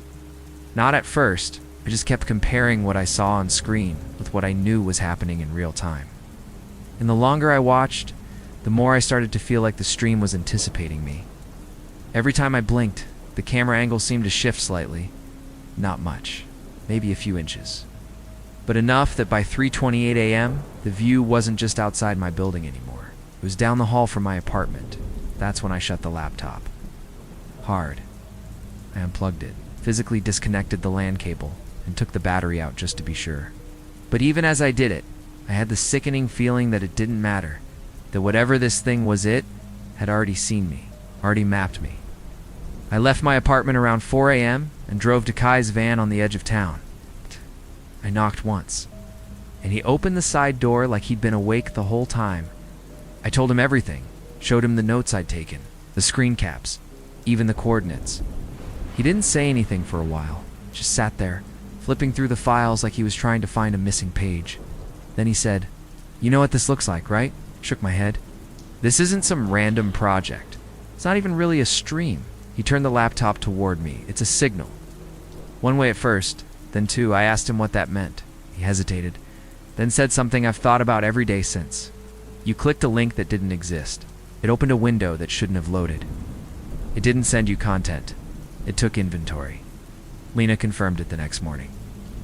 She'd been monitoring for outbound packets from the IP block I'd originally traced the archive to. No data transferred, nothing logged. But she caught something stranger: inbound pings to my router, hundreds of them. All from locations within a 1-mile radius of my apartment. Not foreign servers, not ghost domains, devices, local, possibly mobile. All waking up within minutes of me viewing the stream. It wasn't just watching me, it was locating me. Over the next 48 hours, I tried to pretend life was normal. I told Kai I needed to decompress, and Lena agreed to back off the packet tracing for a bit. I turned my phone off, wiped my browser, even disconnected my router, but I didn't feel safer. In fact, things started getting worse the moment I stopped engaging with the stream. At first, it was little things. My apartment felt off somehow, like the dimensions were wrong. Not visibly, but felt wrong. The hallway seemed too long. The light switch clicked at a slightly higher pitch. My bathroom mirror, which always had a tiny chip in the corner, was suddenly smooth. I even ran my finger across the surface just to confirm it, no crack. It was gone. I thought maybe I was just sleep deprived. I hadn't had a full night's rest since finding the link. But the unease stuck with me. I tried walking through the complex during the day, thinking a bit of sunlight might help, but that's when I noticed the neighbor I'd lived next to for 2 years, Mrs. Bellamy, the retired school teacher, wasn't home. Her porch lights were off. The hummingbird feeder was missing. The blinds were drawn shut with strips of black duct tape. That evening, I ran into the property manager, Carl, and asked him about her. He blinked slowly and said, "Who?" "Mrs. Bellamy, Unit 4B, I said. He gave me a strange smile and replied, "That unit's been empty since the Reno. Are you sure you're not thinking of a different building?" I walked away before I could argue, because deep down, I realized something chilling. I couldn't prove she'd ever lived there. No photos, no signed mail. It's nothing besides my own memories. And I had started to question those, too. Then came the smell. It started at 3:17 a.m. On the DA2 days after the stream, faint odor, metallic and sharp, like the sting of hot electronics or blood on old copper. It only lasted for a few seconds, but it was enough to wake me up in a sweat. The next night, same thing, exactly the same time, 3:17. That number wouldn't leave me alone. I began seeing it everywhere. Receipts, time-stamped texts. Even the microwave clock reset to it after a brief power surge. I thought maybe I was just spiraling. I tried to distract myself, get back to normal. I called my sister for the first time in weeks and asked how things were. She sounded confused at first. "I already talked to you yesterday," she said. I hadn't, not once. I checked my call logs. Nothing. But she swore we spoke. Said I told her I was leaving town for a while. That I'd sent her a photo of my packed bag. I hadn't taken any photo. But when I opened my gallery, there it was. A picture of my duffel zipped, sitting by the door. And in the reflection of the glass window, barely visible, was something standing behind me. Not fully formed, just a shape, suggestion, no eyes. But the curve of a face and shoulders, the last straw came when Kai texted me, panicked, said. Someone or something had scrubbed his footage. His external drive was intact, but the folder labeled DL Capture was now empty. Except it wasn't empty, it was inverted. When he tried to open the folder, the screen blinked and a new directory opened called Not Yours. Inside it, a single .txt file. Don't record the signal. Let it watch itself. That night, I unplugged everything, all my equipment. I lit candles, powered down the fuse box, and sat in the dark. And yet, even then, the smell returned at 3:17. Stronger now. It's not just in the air, but coming from my skin. It's like I was leaking the signal. I looked in the mirror again. Still no crack. Still no chip in the glass. But this time, the mirror didn't show the room correctly. The blinds were closed behind me in the reflection, but wide open in real life. I blinked, and the mirror caught up. That's when it hit me. This wasn't about seeing something forbidden. This wasn't even about surveillance. It was editing me. I don't remember falling asleep that night. I don't even remember getting into bed. One moment, I was staring at the mirror, watching it stutter like a broken live stream, and the next, it was daylight. Harsh and angular, slashing through the blinds that hours earlier had been drawn shut. I sat up slowly, my mouth dry, my skin clammy with sweat. Everything in the apartment looked normal. The furniture, the cables, the rug with the stain I could never scrub out. But it was too quiet, the kind of cut glass quiet that doesn't belong in the middle of a city block. No traffic, no birds, no hallway footsteps. It's nothing but a faint humming, low, steady, and pulsing behind my ears like a pressure drop before a storm. My phone was dead, completely drained despite being plugged in. When I booted the laptop and pulled up the internal system log, it showed a forced restart at exactly 3:17 a.m. again, but there was no user input. No update prompt, just a hard reboot triggered by nothing. I opened the camera logs from the hallway feed, expecting them to be blank. But instead, there was a 6-second clip one I never initiated. The file was labeled mirrorview_0317_ghost. My naming convention doesn't use the word ghost, ever. The clip opened on a wide-angle shot of my hallway, dimly lit by the emergency backup LEDs. At first there was nothing, just the usual grainy stretch of corridor carpet. Then, slowly, something moved into frame only. It didn't walk, it flickered. It's like bad CGI inserted into analog footage. A thin, vertical distortion that almost looked like a person standing upright, head tilted too far left, arms too long, too motionless. It remained centered for exactly 4 seconds, then disappeared, not out of frame, but into it. Frame caught it mid-flicker, phasing through the lens, like it was stepping into the feed itself. I slammed the laptop shut so hard, I cracked the corner of the casing. This wasn't a prank. This wasn't a server-side hallucination or clever editing trick. That shape was in my hallway. I needed to get out, fast.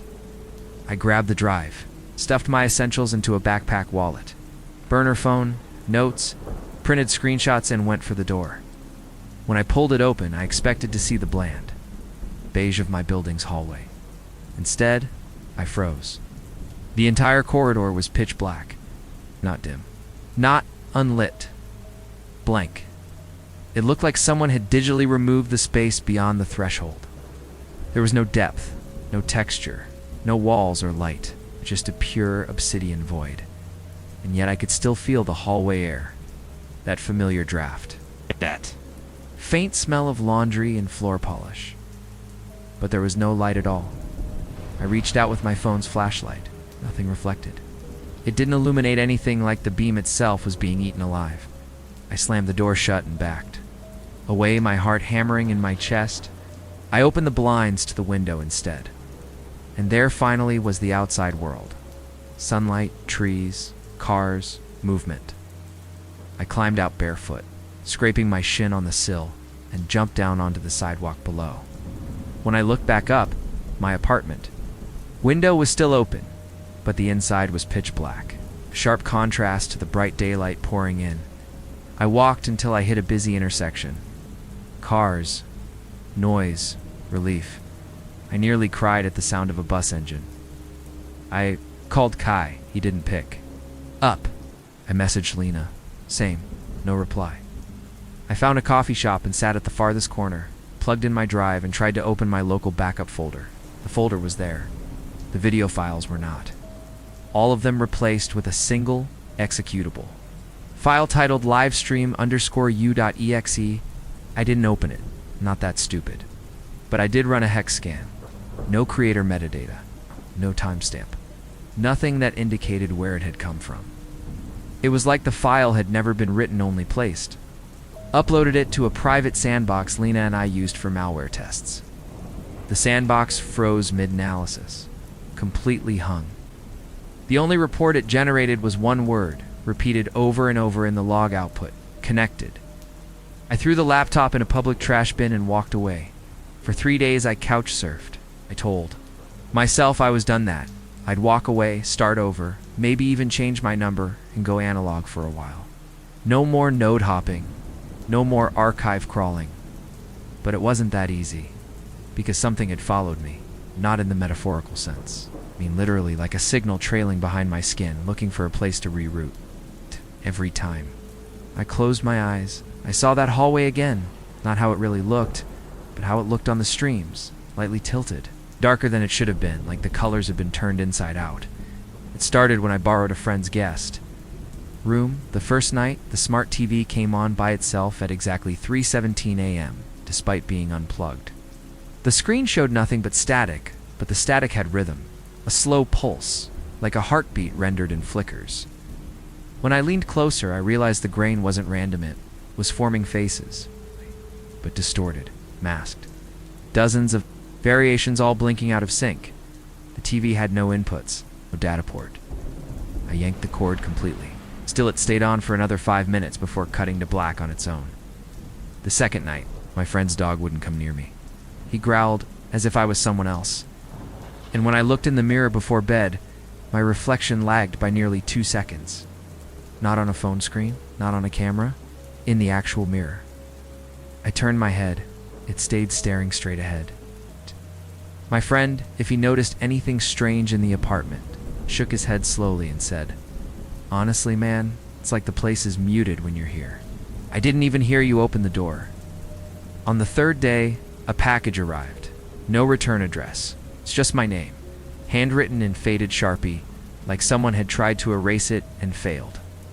Inside was a burnt external drive, cracked casing, number, cables, just a sticker on the underside that said, "Replaced storage, synced already." I didn't plug it in. I brought it to Lena's place, finally heard back from her after days of silence. She looked exhausted, her laptop screen dimmed to grayscale, as if the brightness had been permanently drained. She didn't even ask what was on the drive. She just said, "Put it in the microwave." Now, while the sparks danced inside. The glass door, she told me she'd tried to dig deeper into the source of the original ghost link. She traced it past Tor, past the exit nodes, through 5 layers of obfuscation, until she hit something she couldn't explain. It wasn't just a hidden server, it was a time-locked index, mapping coordinates not just to locations, but to events. Future events. Some of them already happened. Others were still queued, and one was me. She showed me her own logs. One entry dated 4 days from now, labeled local capture, subject 319, failure to exit. No coordinates. It's just a blinking red triangle over a blank location map. She didn't know what subject 319 meant, but she said the user tracker and the hex code matched the hash fingerprint of my own laptop, the one I threw away. Somehow it had. Broadcast my device signature across the index. had been added. On the way back to my friend's place, my burner phone buzzed. One message. No contact ID, just a timestamp, 3:17, and a question. Why did you stop streaming? I didn't respond. I turned the phone off, wrapped it in foil, and left it under a park bench 2 neighborhoods away. When I got back, my friend was standing outside his building looking pale. He said something had broken into the unit, no signs of forced entry, but the interior had been ripped apart, screens smashed, mirrors cracked in long perfect curves, and on the wall, scratched into the plaster with something sharp, were the words, "Feed must continue." Night I didn't sleep. I stayed at a 24-hour laundromat under bright fluorescent lights, staring at my reflection in the dark windows. I watched my face distort slightly every time I blinked.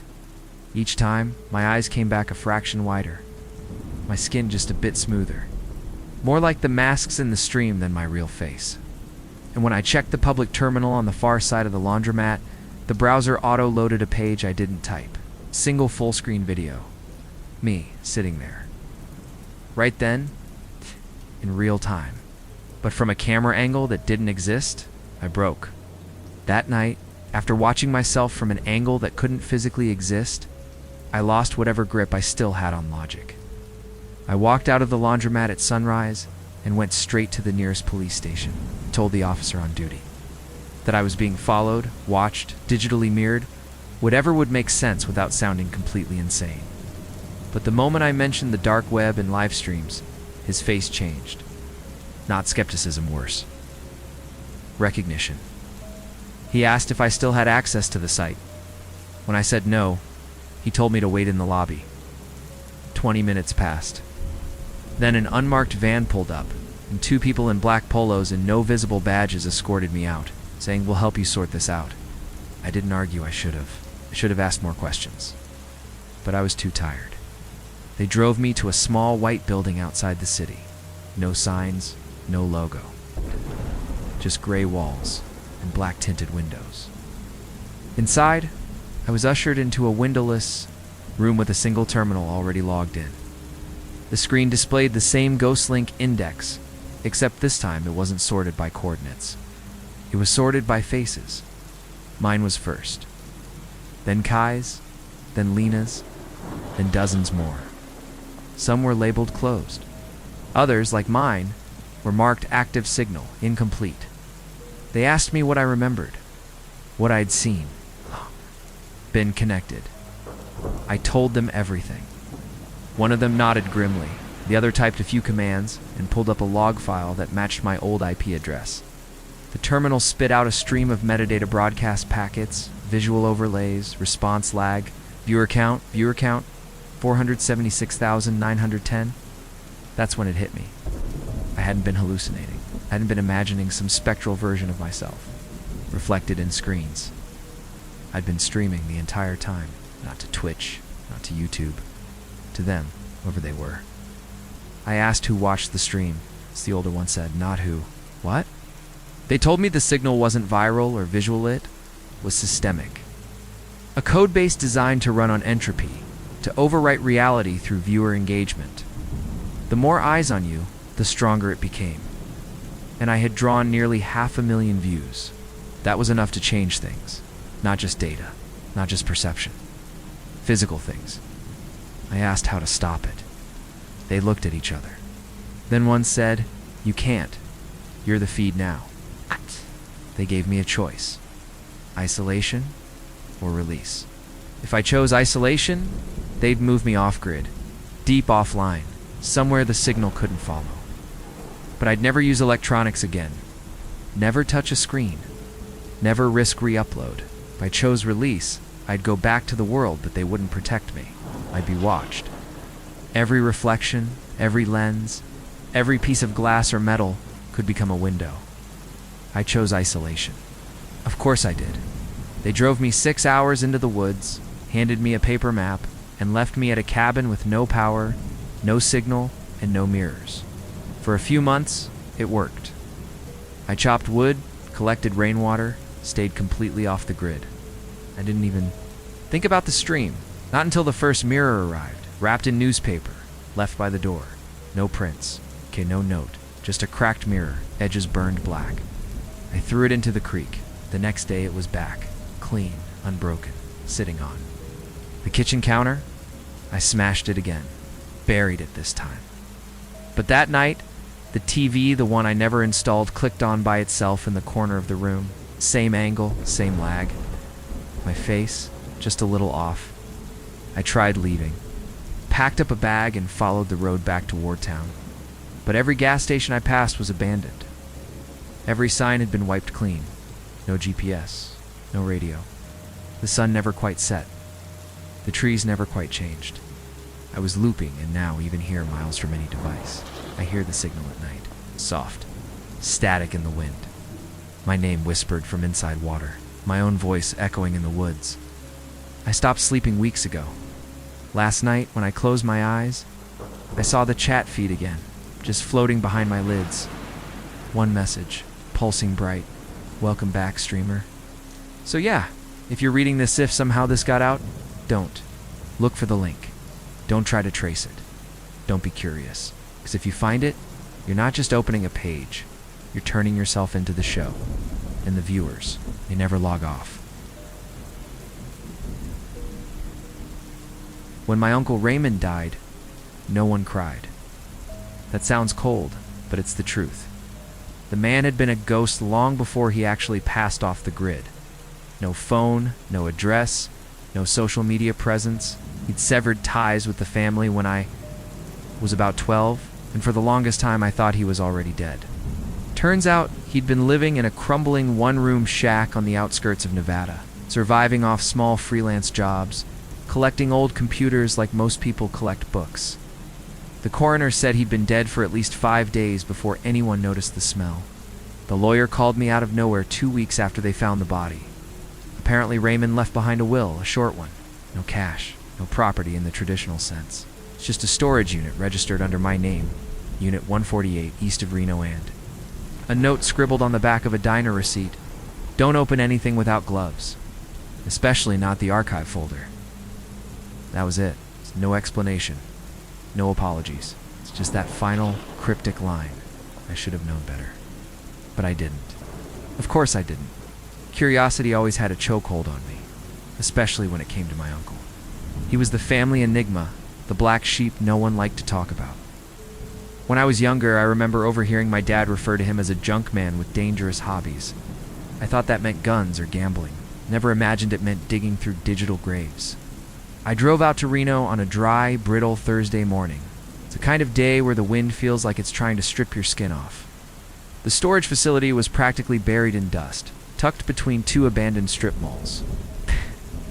The manager didn't even blink when I showed him the claim papers. Just handed over the key and said, "Good luck." It's like I was opening something radioactive. Unit 148 was packed floor to ceiling with boxes. Most of them unmarked or labeled in Raymond's scratchy handwriting, things like Batch 42, a Lot D, or simply no. There were monitors stacked like bricks, CRTs from the early 90s, towers stripped of cases, bundles of cabling coiled like snakes. But what caught my eye was a heavy metal case bolted shut and padlocked, sitting dead center like the room was built around it. Stamped into the lid were 3 words, "The Auctioneer's Archive." Looking back, though, I should have walked away right then. The way the case seemed warm to the touch despite the cold air. The faint hum coming from inside it like it was still running something on loop. I ignored all of it. I convinced myself it was just old equipment, nothing more.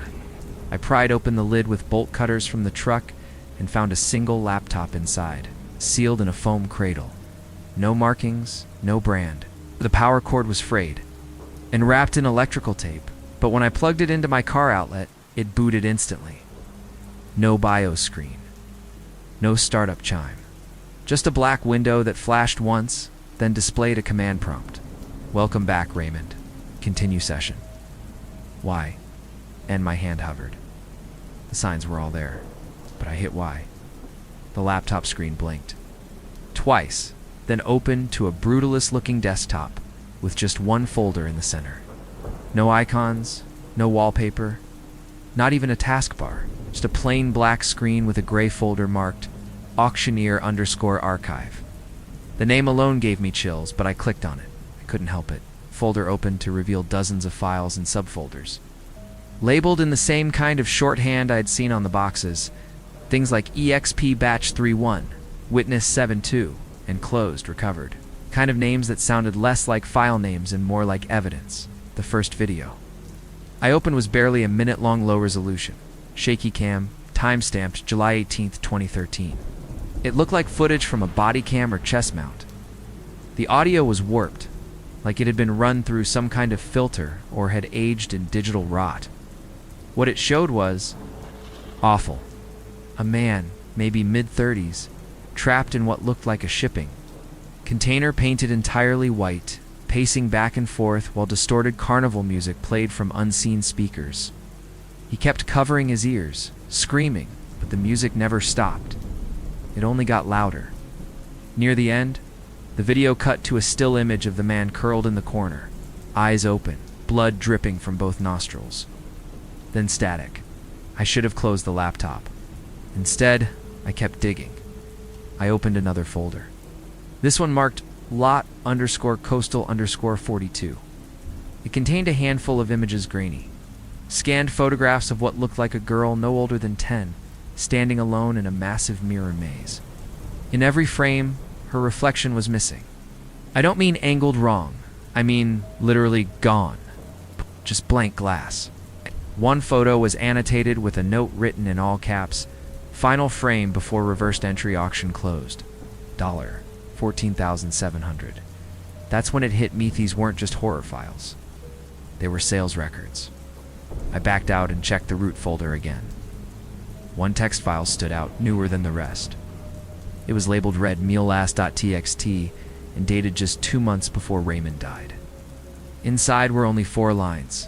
The archive must not go back online. They're trying to rebuild the index. Do not connect to the node. If it activates, you become a lot. That was when I noticed the laptop was online. There was no Wi-Fi symbol. There's no Ethernet cord. But the red rec icon had lit up in the top right corner of the screen. The laptop had started capturing everything I was doing. I tried turning off the machine, but the screen locked and displayed a new message in yellow text. Auctioneer session active. Do not disturb the archive. I unplugged it and slammed the lid shut. The screen didn't go dark. It kept glowing. If only I had listened. I should have walked away, dumped the entire thing in a fire pit, and never looked back. But some part of me, some infected curiosity, needed to know what Raymond had been part of, and why he thought this cursed folder should belong to me. The day after opening the archive, I returned home with the laptop sealed inside a heavy lockbox, triple wrapped in towels. I knew how ridiculous that looked like I was trying to suffocate something made of metal, but I couldn't shake the feeling that even powered off, it was still watching. And maybe it was. That night, as I lay in bed, trying to read anything to get my mind off the files I'd seen, my phone vibrated 3 times in rapid succession. No notifications, just the buzz. When I checked it, the screen was black, then white. Then a new folder appeared in my gallery titled Lot Staging. There were photos inside. First, I couldn't tell what they were. Just blurry shots of my living room, bookshelf, the space by my front door. But the 5th image made me drop the phone. It was a photo of me asleep in bed, taken from a high angle like from the ceiling corner. I don't have security cameras. I don't own a drone. I was alone. I tried to rationalize it. Maybe some app glitch. It's maybe a prank from Lena or someone with a sick sense of humor. I checked the metadata. Time-stamped at 3:17 a.m., GPS tagged exactly to my apartment. I didn't sleep the rest of that night.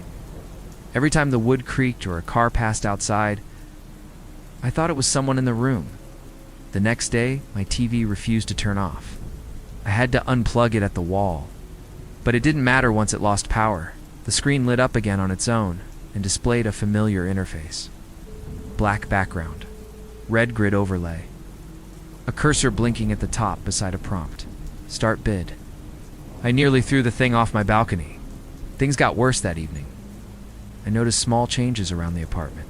A bookshelf, always meticulously organized, had titles out of order, books I hadn't touched in years, suddenly stacked in piles. Shoes lined up neatly by the door were flipped backwards.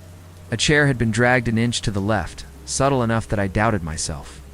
But it was all building to something, and then came the sound. Around 2 a.m., I heard it for the first time. A faint clapping, slow, rhythmic, like someone watching. A performance and offering polite, deliberate applause. It wasn't coming from a neighbor. It wasn't echoing through the vents. It was inside the apartment. I stood in the dark, holding a flashlight, my heart threatening to burst out of my chest. Every time I turned in the direction of the sound, it stopped. But as soon as I turned away, it started again. When I checked every corner, every closet, every room, nothing. But as I passed the mirror in my hallway, I caught a glimpse of something wrong in the reflection. I was standing alone, but there were 3 shadows. The shadows in the mirror didn't leave me for days. Every time I walked past reflective glass, I saw them trailing behind 2 dark figures, always a step behind my own silhouette. I tried not to acknowledge them. I didn't take pictures. I didn't try to document anything, but the weight of their presence was impossible to ignore. At one point, I covered every mirror and screen in my apartment with bed sheets and duct tape, but it didn't help. The laptop stayed in the lockbox, untouched since that first night. Yet somehow, the archive still lingered like a virus that had already moved beyond its host. That was when I decided I had to learn more about Raymond. Not just the paranoid recluse story the family told, but who he really was and what kind of rabbit hole he'd fallen down. I called my dad, pretending I just wanted to know more about my uncle's tech obsession. Dad was hesitant at first, but once I mentioned the storage unit and the computer gear, something in his tone shifted.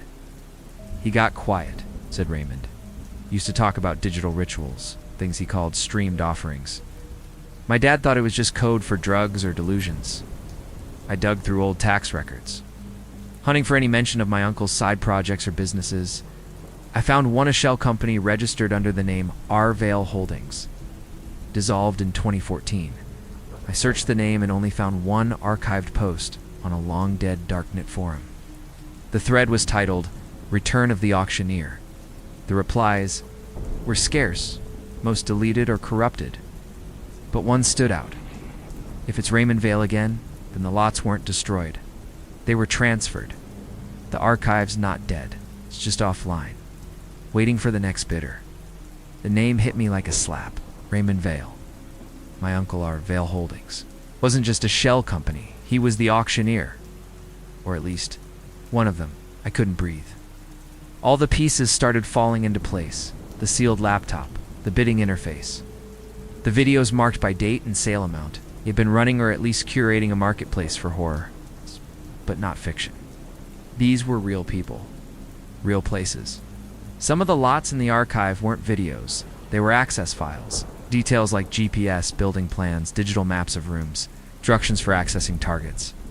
I realized this wasn't just about watching.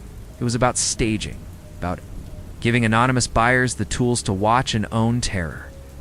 That night, I revisited one of the videos. I couldn't help myself. It was labeled witness17.mp4. A woman locked inside a room with no windows and 6 mannequins faceless, all wearing hospital gowns.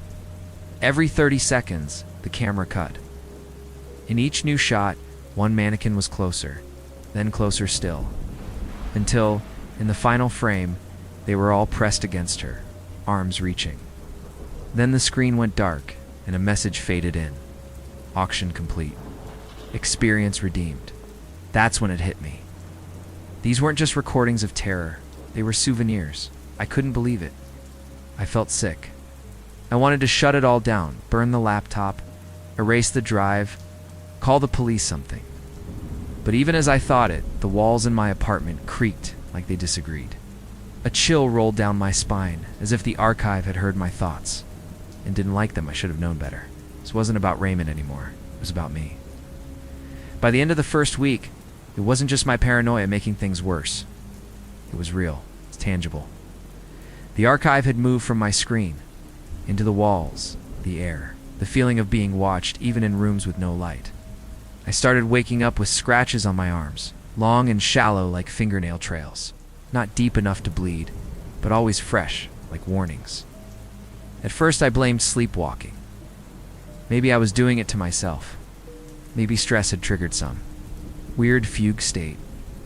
But when I set up my phone to record me sleeping, I made it only 3 hours into the night before the file became corrupted.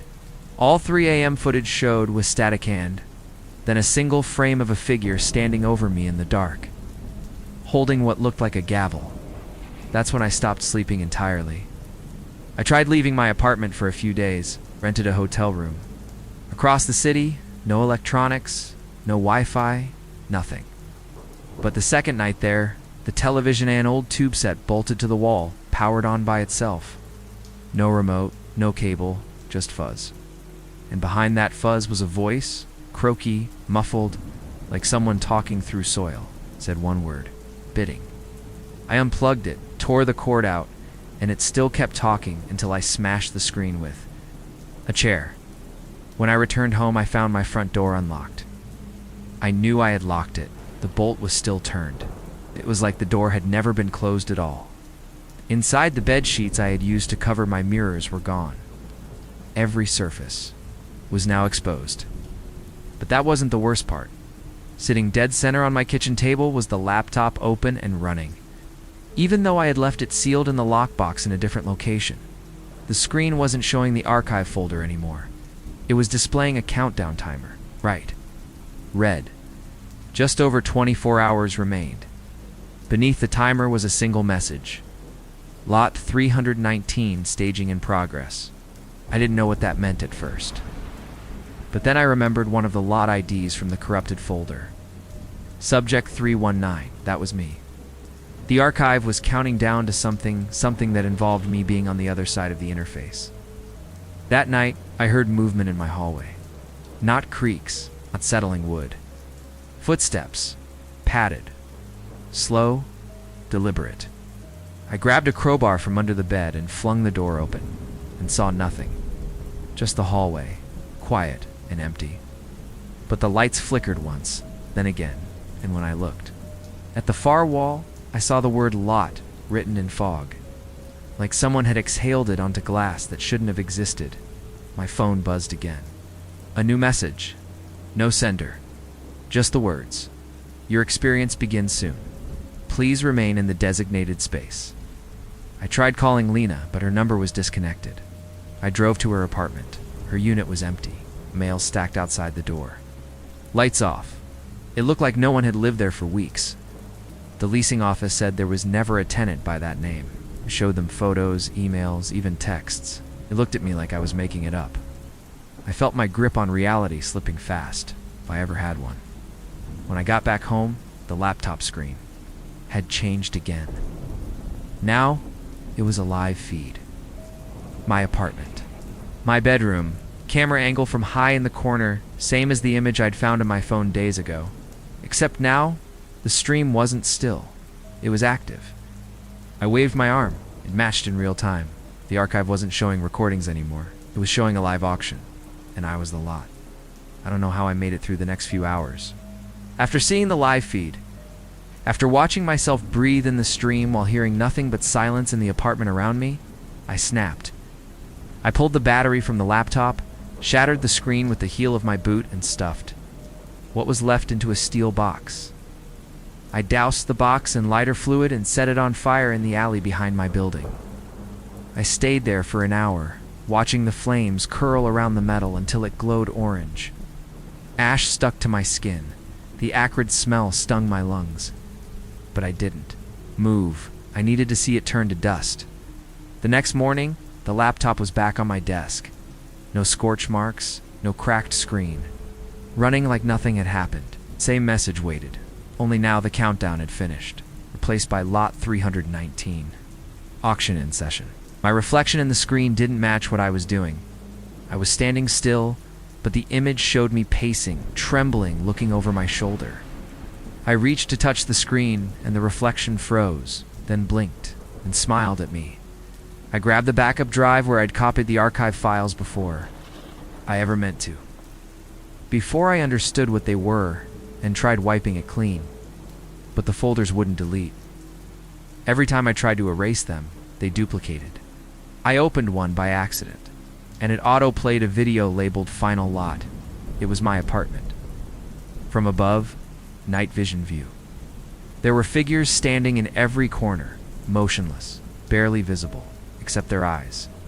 Their eyes glowed red, like tracking dots, like they were waiting for permission. I paused the video, and for a second, they turned their heads toward me. Even though it was recorded footage, I smashed the drive. I unplugged everything, ripped the cables from my wall. Still, I heard them. Every time I turned around, I felt them at my back.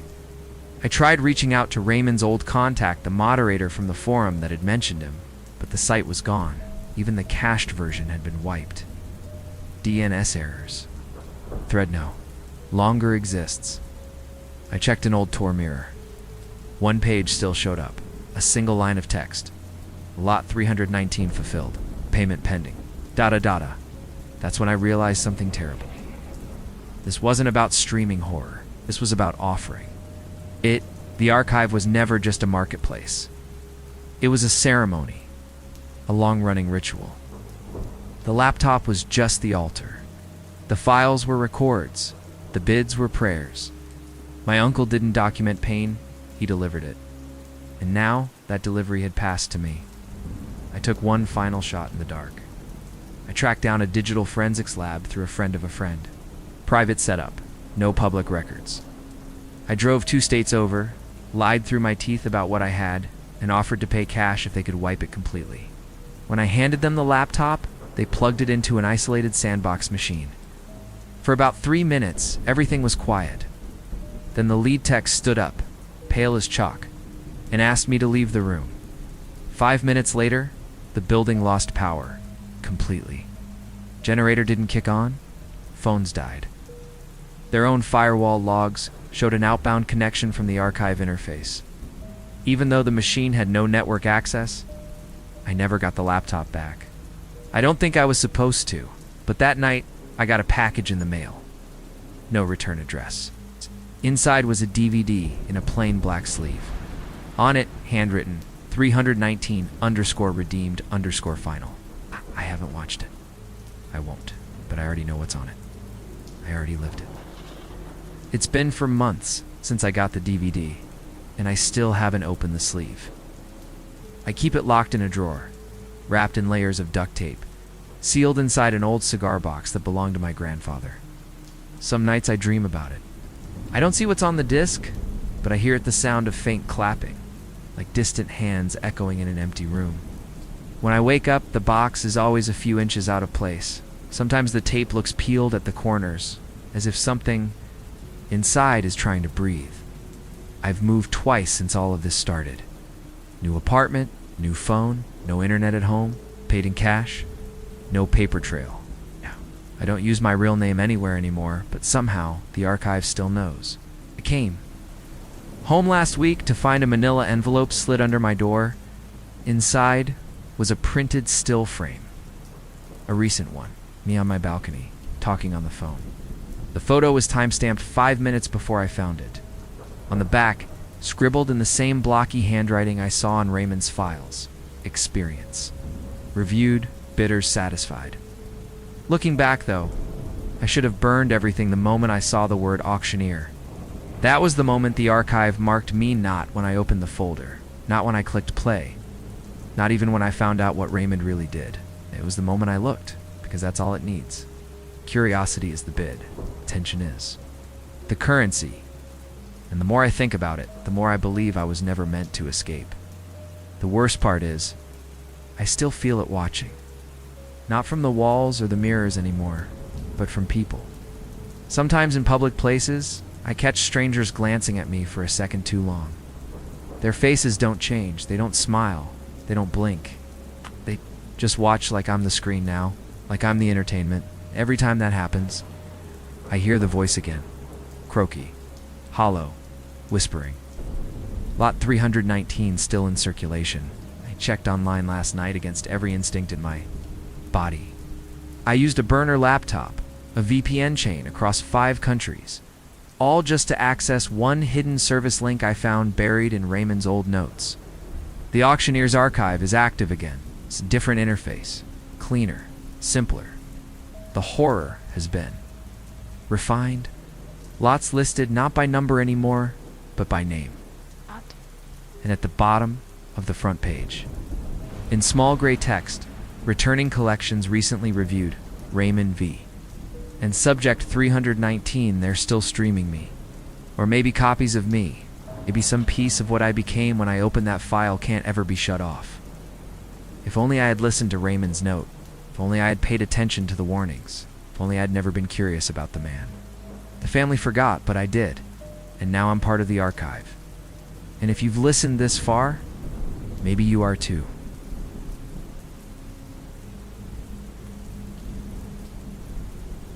I should have walked away when I saw how vague the job listing was. No company name, no logo.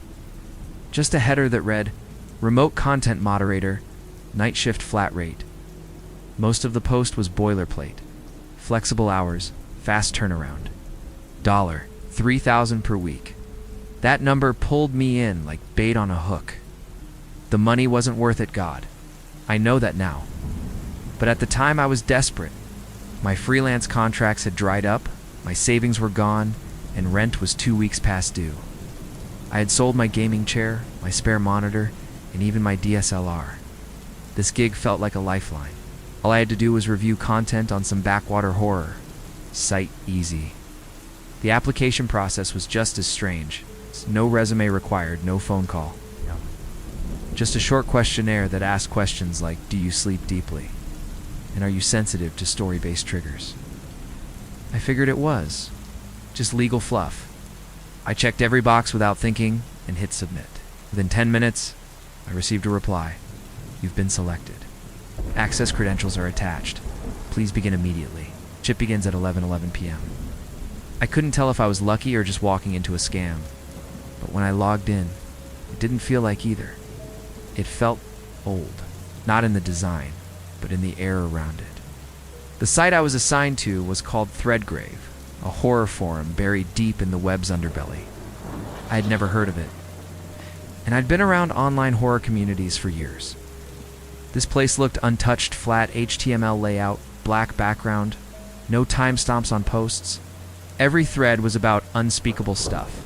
Urban legends, cult rituals, AI-generated nightmares, and they were active. Constantly. The admin handle was pinned at the top of every board. You, adminiver, exude. I assumed it was just a creepy branding gimmick. Some LARP or ARG. But there was something about the way that name showed up, commenting instantly after users posted. Replying to threads before they even finished. One user posted a story about being trapped inside a dream where mirrors screamed. A minute later, admin replied, "You still haven't woken up?" The thread ended there. A few users replied, asking for updates. None came. I couldn't believe how quickly the weirdness ramped up. On my second night moderating, I received a private message not through the forum. But as a pop-up embedded in the site's header, it said, "Keep your queue clear. Do not delete admin's threads. Ever." I laughed at first. Thought it was part of the roleplay, but then I tried it. I flagged one of the admin's creepypastas for duplicated content, just to see what would happen. Within 60 seconds, my laptop camera turned on by itself. The light clicked on, a reflection showed up in the corner of the screen, and the message changed. "We are documenting you now." That should have been the moment I bailed. Should have ended. Ripped the Ethernet cable out, shut it all down. But I needed the paycheck. I had nothing else lined up. And part of me, some grim dry-throated part, wanted to see where it led. I convinced myself it was just some advanced prank, maybe a high-concept horror game for people to deepen online spaces. But each night, the posts got worse. Stories about people disappearing after replying to certain threads. Accounts that never posted but had joined the site 15 years ago. Users with handles like Spectator9 and Knock Twice, who only ever typed one word per reply. And yet every post sent chills down my back. They made it clear that the job wasn't really about removing content. It was about witnessing it.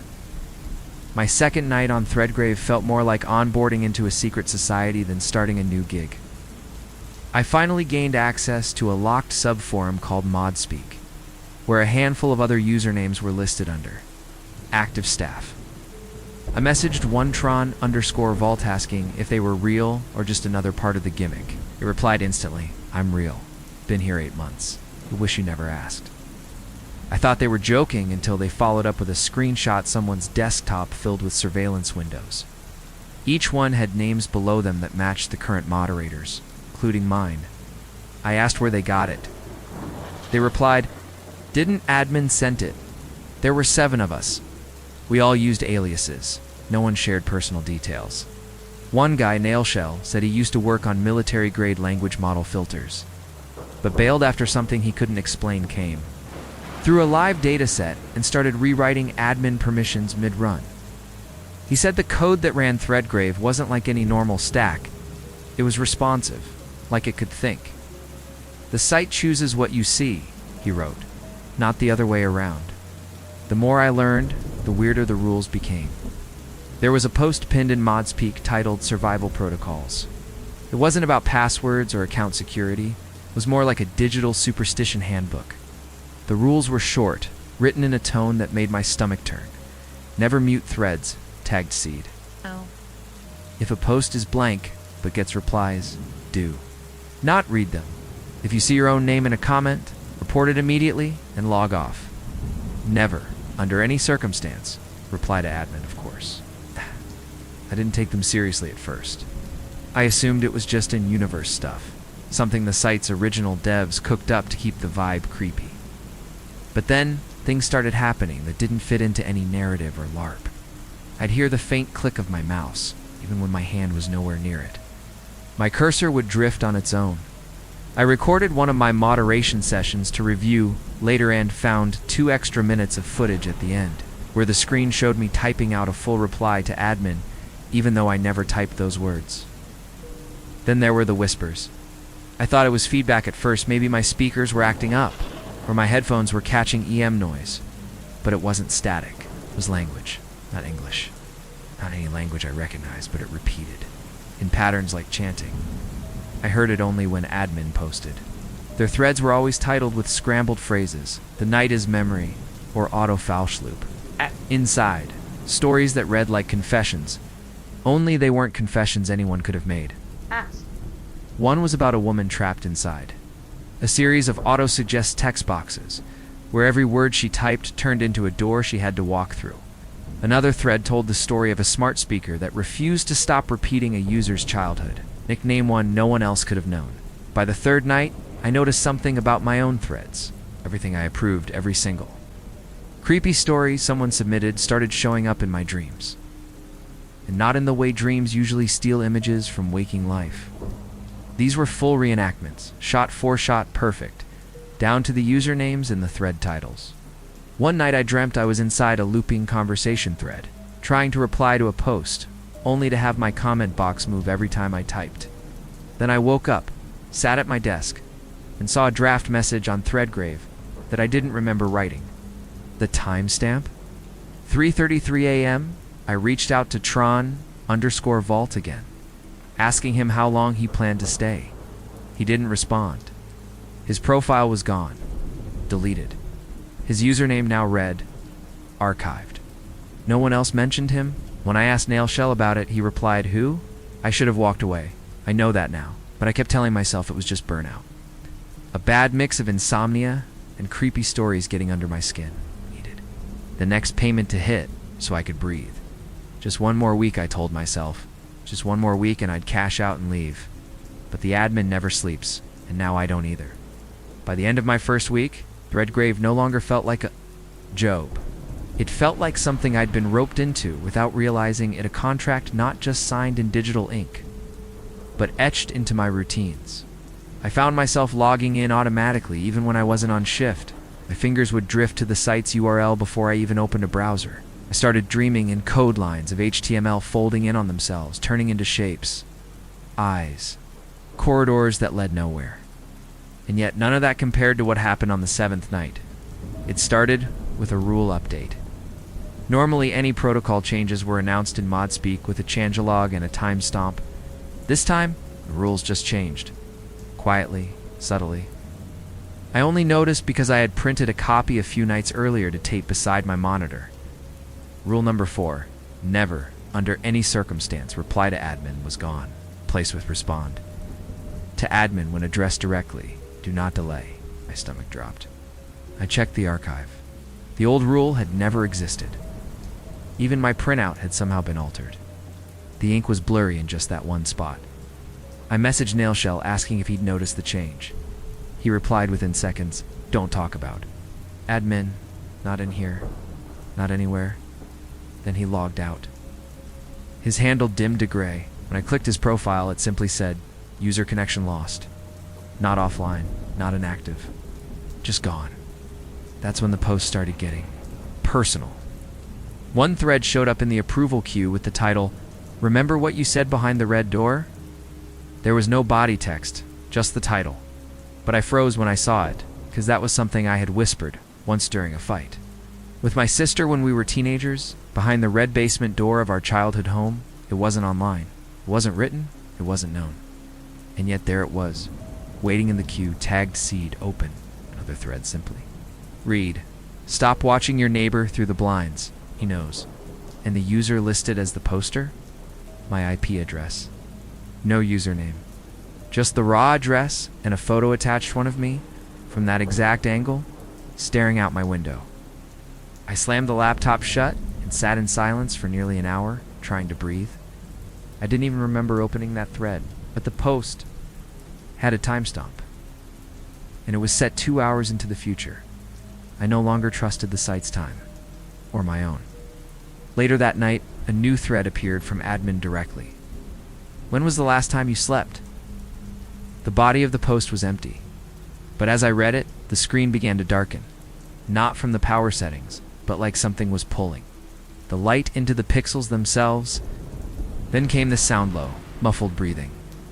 I ripped off my headset. The sound continued, not through the speakers, not through the room, from the inside of the laptop. I'm not even sure how to explain that properly. It wasn't playing, it was leaking. I tried logging out. I clicked the button 5 times. Each time the screen would flicker and show an error. Session active. Observation not complete. Then I got a new private message from an unknown. User. No handle. Just a blinking red dot. The message read, "Someone else is using your profile right now. Would you like to watch?" I didn't click it. I shut the laptop. Powered off my router. I unplugged the modem. I sat in the dark for the rest of the night, with every light on in the apartment and my phone in airplane mode. Around 3:11 a.m., I heard the sound again, breathing, but this time it wasn't inside my laptop. It was inside my closet. By the next morning, I was fully convinced I had either slipped into some tech-induced psychosis or stepped across a line that was never meant to be crossed. I didn't log in. I didn't open my laptop. I just sat there with it closed on the table like it was a sealed box full of teeth. But by noon, my phone vibrated a text from an unknown number. The message just said, "Missed your shift. Admin noticed." No name, no context. I tried calling the number, but it didn't ring. It didn't even exist, according to my carrier. Log, that's when I knew I wasn't done with Threadgrave, because it wasn't done with me. I logged back in that night just to make it stop. The queue was empty, except for one thread that had no title, just a blinking cursor where the subject should be. It was marked as priority, internal Flagstaff only. When I opened it, it wasn't a post, it was a chat log. Messages between users I didn't recognize, Tron_Vault, UDeepWell, 333, and Nailshell. Except the messages weren't in sequence, they overlapped, repeated. Some even distorted into corrupted characters like someone was typing from inside a broken voice. The last entry from Nailshell said, "They're not moderating anymore. They're watching from inside. Don't let admin use your face." I reached out to the only other mod I hadn't heard from, Raya 13. She had always seemed quiet, but not ... corrupted. Her replies were usually short, dry, human. I messaged her. "What's happening to the others? Why is admin tracking us?" Her response came 20 minutes later. Just one sentence. "If your webcam light comes on without you clicking anything, don't move, don't speak, don't blink. Just shut the screen. You only get one chance before it remembers you. I sat there frozen for at least 5 full minutes, unsure whether I was being messed with or saved. Then she sent another line. The breathing? You're not imagining it? Threadgrave uses you as a host. If you read the stories long enough, your voice ends up in them. That was the last message I ever got from her. Her profile is still listed in ModSpeak, but everything she posts now looks like auto-generated spam threads titled like laughter. In the carpet, skin, and dreams that bite the typist, and they never get replies. I think she's gone, or overwritten, or worse. I checked the forum logs out of panic, hoping for something rational, something I could tie to reality. That's when I saw the logins. My account had been active at times I wasn't online. Long sessions. Hours of use. Someone or something was using my name to approve threads. I couldn't even tell which ones were mine anymore, and then came the thread titled Last Meal, admin_proxy_5. Inside, there was only one post, a photo of my kitchen table. It was recent. The plate, the coffee mug, the half-eaten toast with the same jam I'd been using all week. Only the angle was wrong. The shot wasn't from my phone or webcam. It was from above, like a ceiling camera I never installed. I scanned. The ceiling. Nothing. No dot. No glass. No lens. But I couldn't stop looking over my shoulder after that. And every time I blinked, I swore the walls looked closer. Looking back, though, I should have quit then. I should have shut it all down, destroyed the hard drive, and walked into the woods if I had to. But something about the site keeps pulling at you. It's like it doesn't just want your time or your attention. It wants your presence. It wants to wear you. I've started hearing typing while I sleep, letting dreams sit in the room. By this point, I stopped pretending I had control over anything. My sleep was broken into splinters 20 minutes at a time, eyes snapping open to shadows that didn't exist 5 minutes before. I unplugged my router. I threw away my phone. I even stopped checking my reflection because I couldn't trust what it showed me anymore. I still saw my face, but the expression wasn't mine. Not fully. It was too still, too neutral, like someone rehearsing what it meant to look human. But none of that compared to what I found when I opened the site's source code. I had been trying to track down the origin of the admin account, hoping maybe it was just some LLM-fed horror bot, something a human could understand or fight. But the code wasn't like anything I'd seen. It wasn't just HTML, PHP, or server calls. It was a mix of visual noise, recursive ASCII loops, and what looked like names. Thousands of them. All buried inside div and meta tags like they were being stored, not indexed. The deeper I went, the more I realized Threadgrave didn't run on servers. It ran through people. Users didn't just visit the site, they fed it. Every approved post wasn't being archived, it was being absorbed. The most disturbing part, my name was there. Not my handle. My real one, split into hex. And wrapped in a tag labeled narrative body _active. That's when it hit. Mythos wasn't a site for sharing horror. It was a collection point, a filtration system for fear. The stories weren't stories, they were feeds. Raw sensory data wrapped in narrative to make it digestible for something else. Something that doesn't eat food or energy or code. Eats attention, emotion. It drinks you, drop by drop, till what's left isn't you anymore. Just a shadow logged into the night shift in admin. Admin isn't a person. It's not even an account. It's the result. It's the face the site wears. Once enough users feed it, every time someone replied to admin, they were adding more to the construct. That's why the original rule said not to reply. It wasn't superstition. It was containment. But someone broke the rule. Maybe one of the old mods. Maybe even me. In a dream or fugue, I couldn't remember. Because now admin is active, really active. Not just posting, but observing. It started showing up in unexpected places.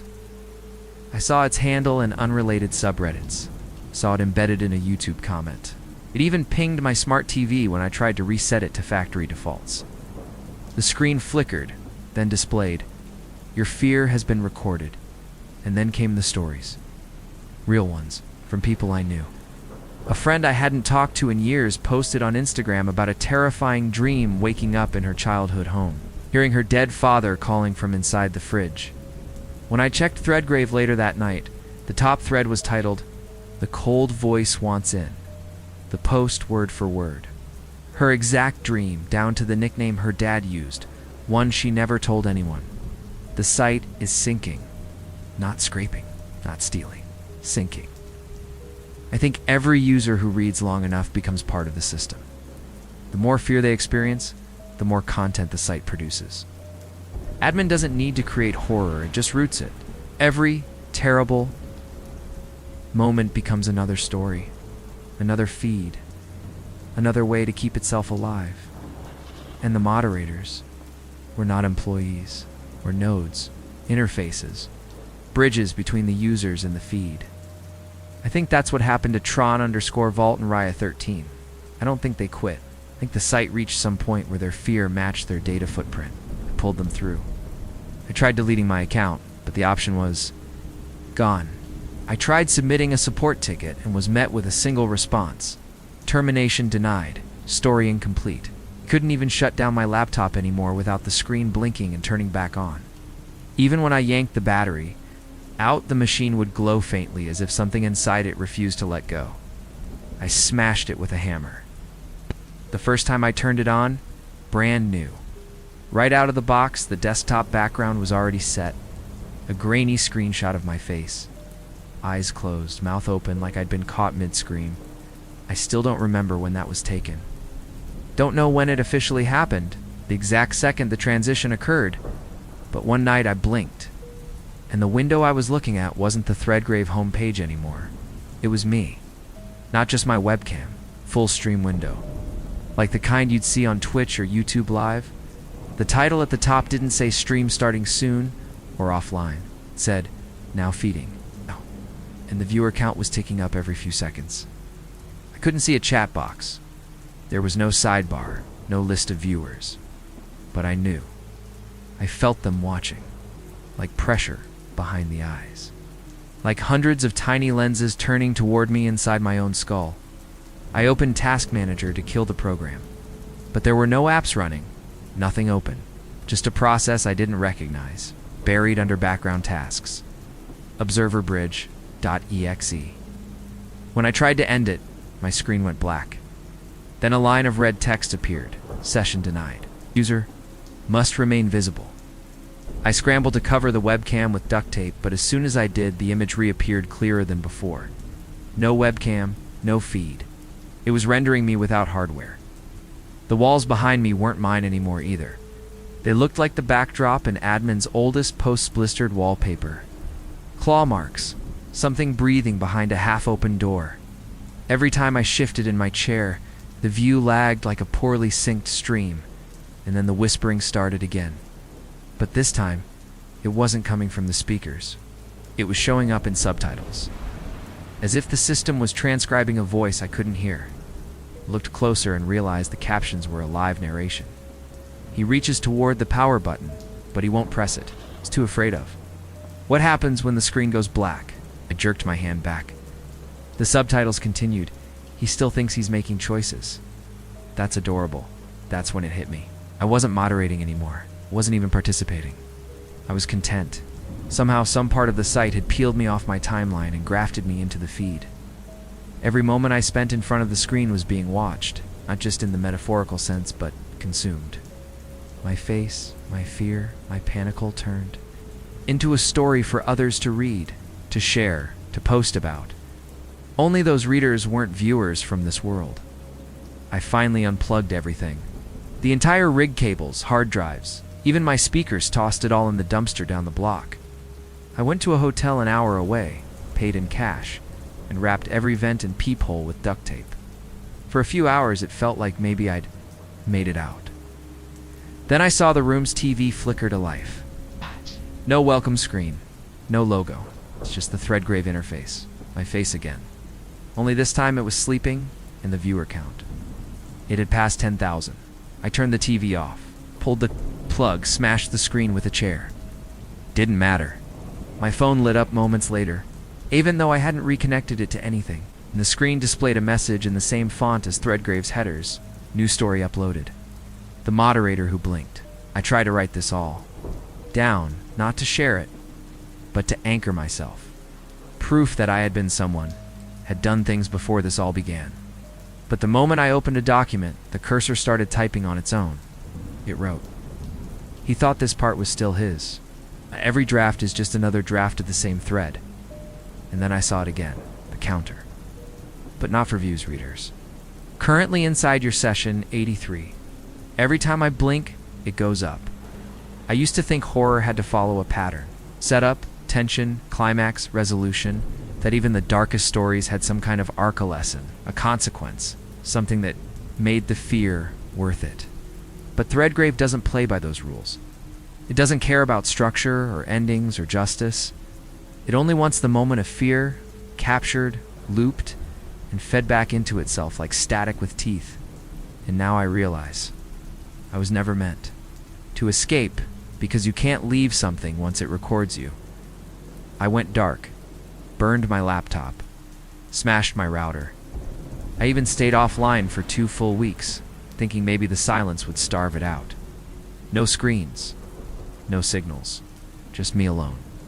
In a storage unit, one rented under a fake name, I filled it with canned food, blackout curtains, a cot. The goal wasn't comfort, it was disconnect, a full digital fast. I didn't speak to anyone. I didn't write anything down. I didn't even look into mirrors, but still, the view count went up. I don't know how it's tracking me now. I don't know what kind of eyes it uses. Maybe it doesn't need cameras anymore.